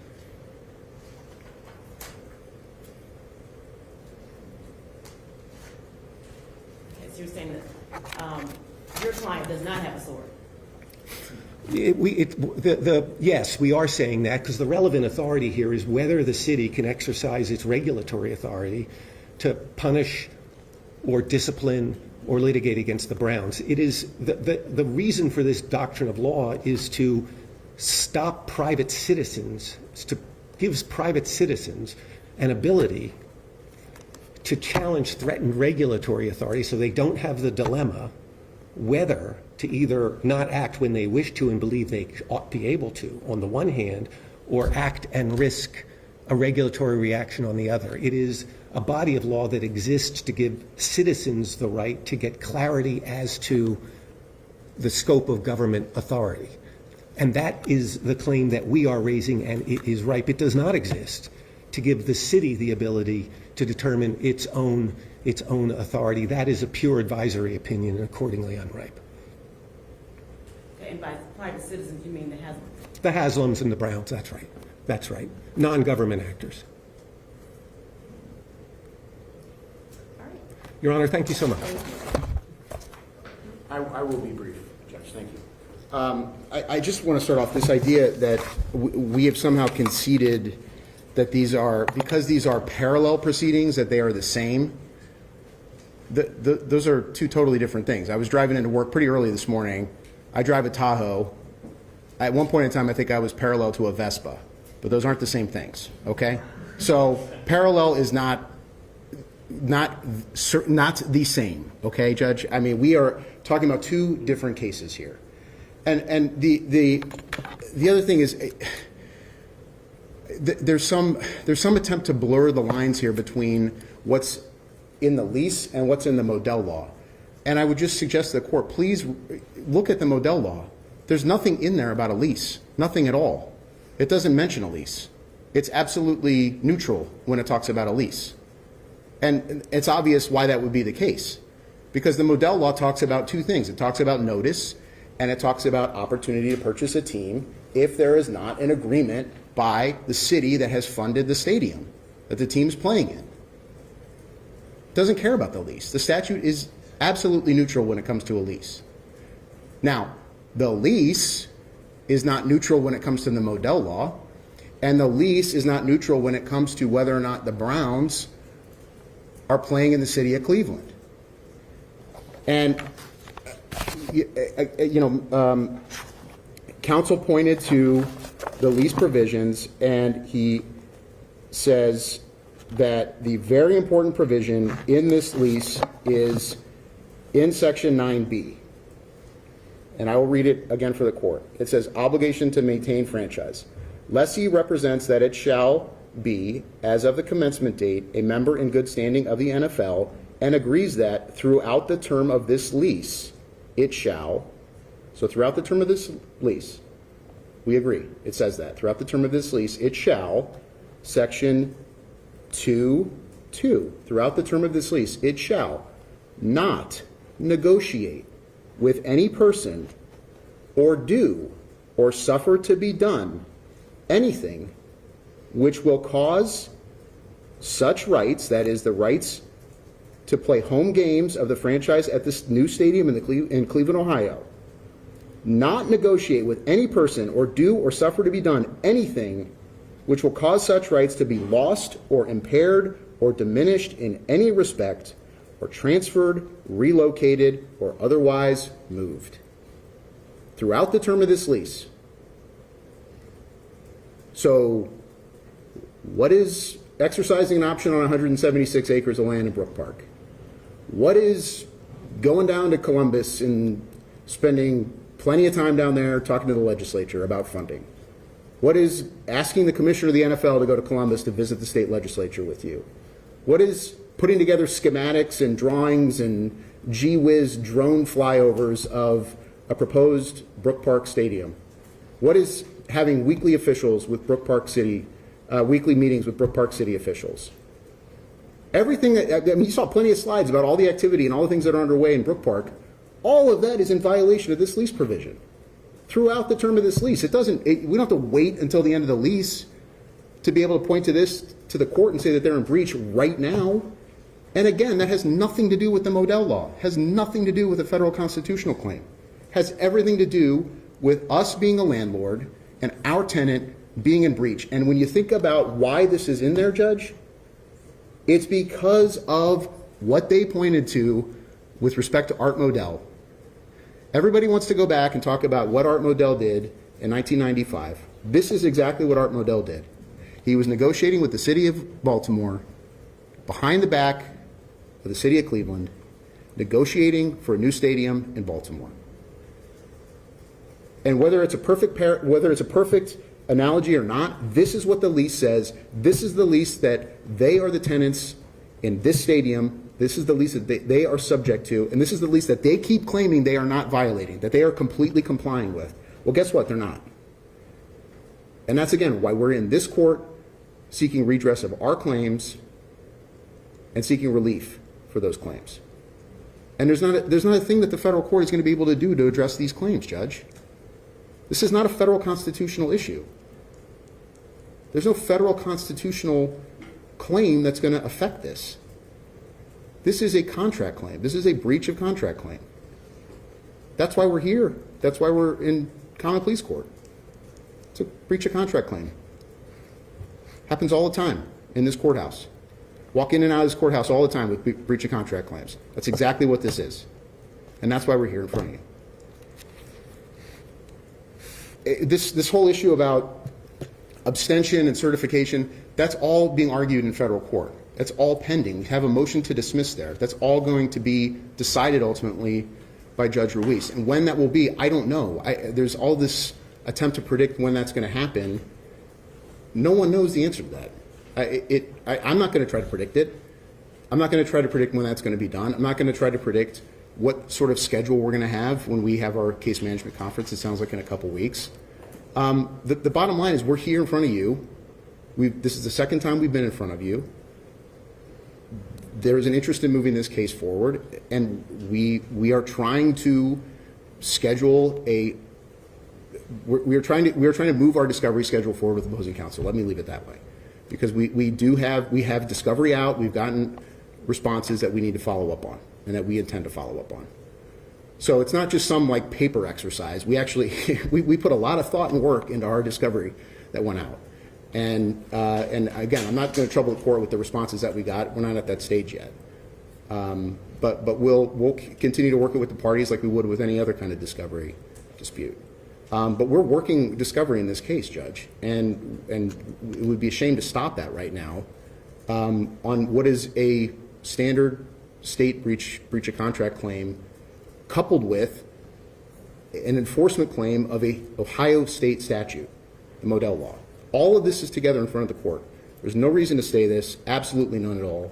And again, that's why we're asking for you to deny their motion to stay, but put us in a position to continue to move this case forward and allow us to be in a position to swiftly resolve this. It's to the benefit not only of the city of Cleveland, but I also would submit it's to the benefit of the Browns.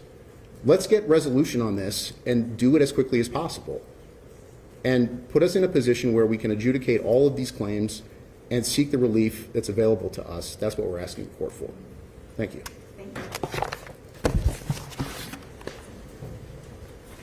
This matter will be heard and submitted.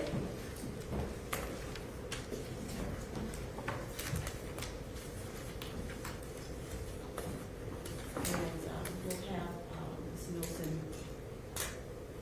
continue to communicate with you all, and we will let you know when the decision has been reached.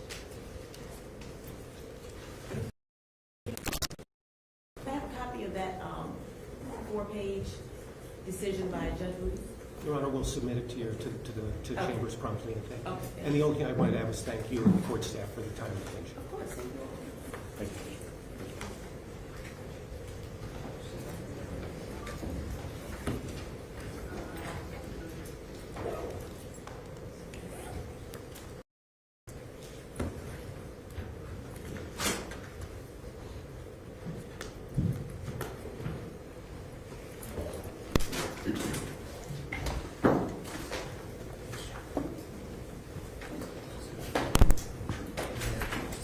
All right. You guys need anything? No, just want to say thank you. How much you guys work.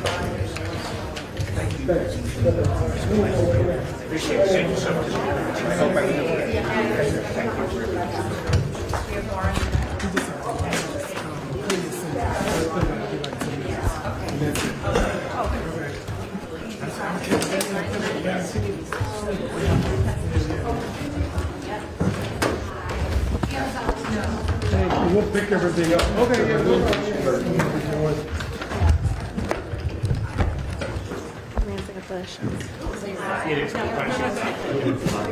Oh, let's turn this up. This was on, right? Yeah. Okay, gotcha. Sorry, Brad. I would defer to Let me just get up.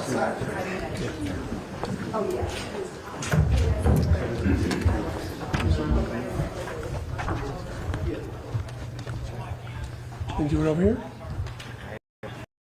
Well, it blocks a lot of people walking there.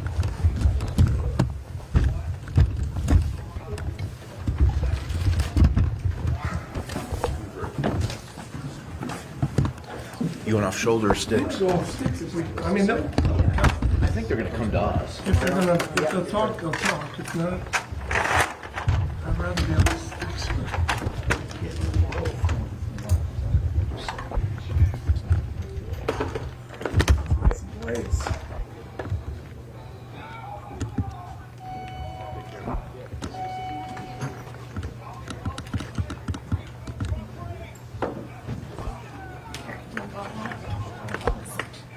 Yeah, we're in the hallway trying to get audio. Mark, we have a quick word with you. You know what, I just, There may not be much you can say. well, whatever I want to say in front of everybody. Yeah, right? yeah, I don't want to, because I told. 5 times? No, well, you know what, I think it's unfair if, Can we set up over here, out of the way?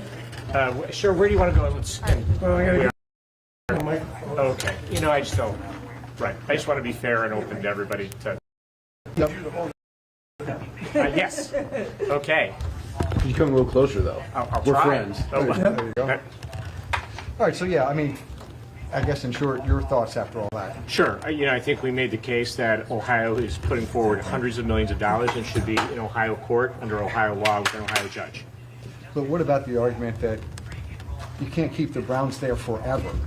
Well, we think that the Modell law says that it's enforceable. They have to give an opportunity for a local ownership group to have the opportunity to purchase. And it's not forever, but it is for the term of the lease, and it is for that they can't violate the lease as they're doing today, negotiating. How many people board to say, hey, we'd be interested in buying the Browns? You know, we've had a handful, but I can't really talk about them now. All right.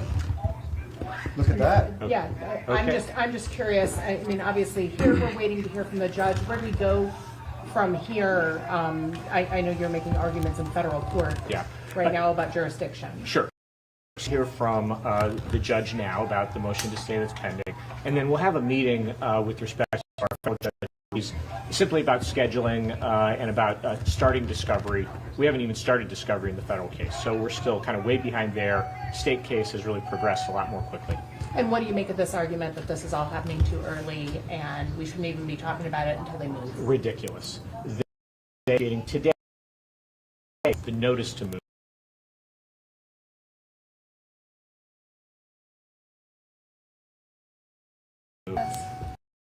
Public to know that we are going to fight to protect the taxpayers' $500 million, and we're going to make sure the Browns are held to the lease and to the law.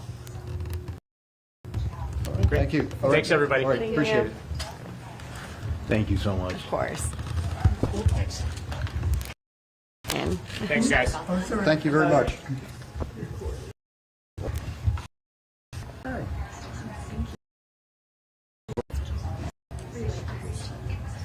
Coming somewhere. I'd like to know.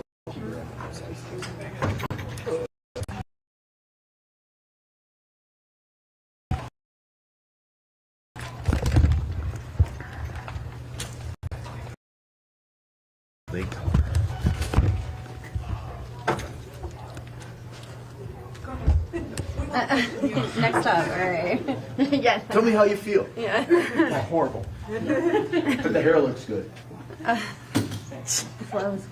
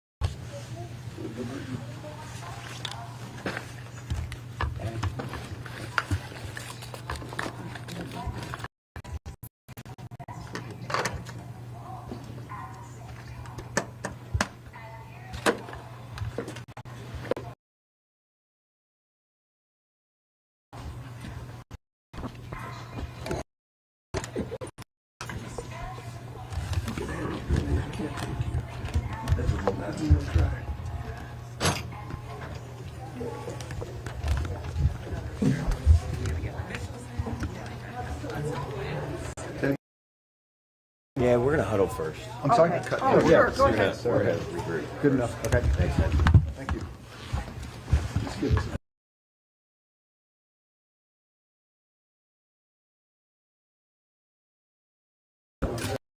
Got it.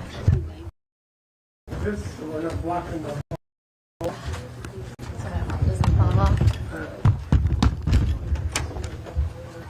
That's right. You enough room right there? Yeah, you're good.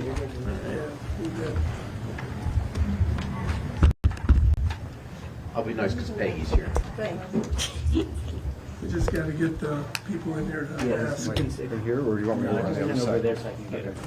All right. Stand next to me. Yeah, it's fine. I'm a nice guy.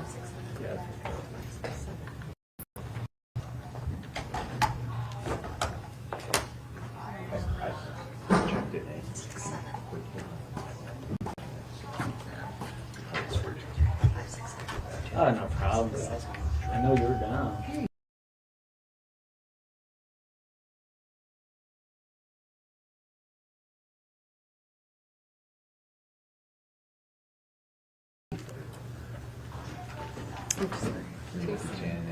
Channel 8. Right there.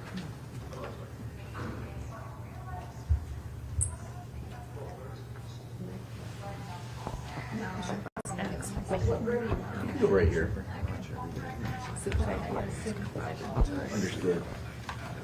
So once I get my shot, I'll just step away.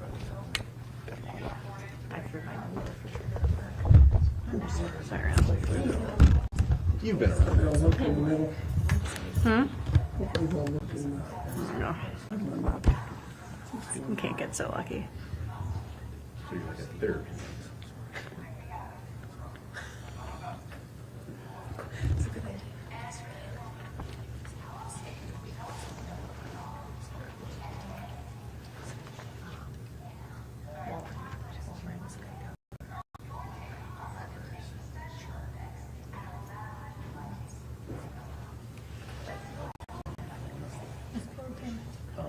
Oh, I guess it is.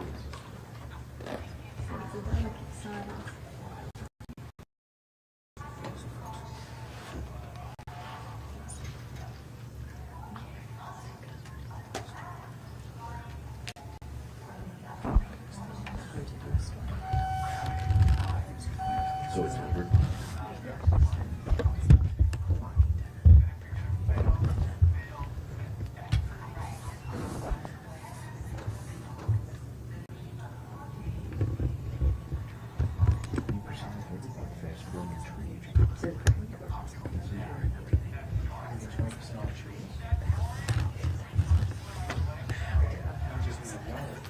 It was a low point.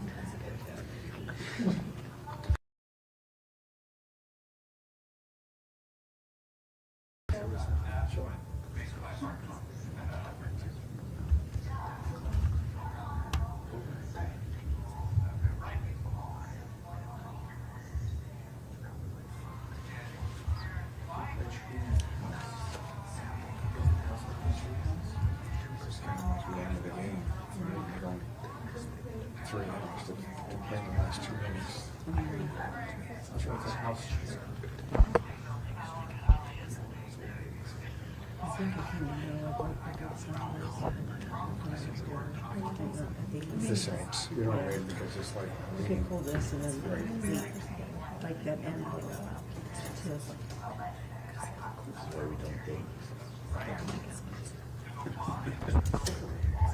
Yeah.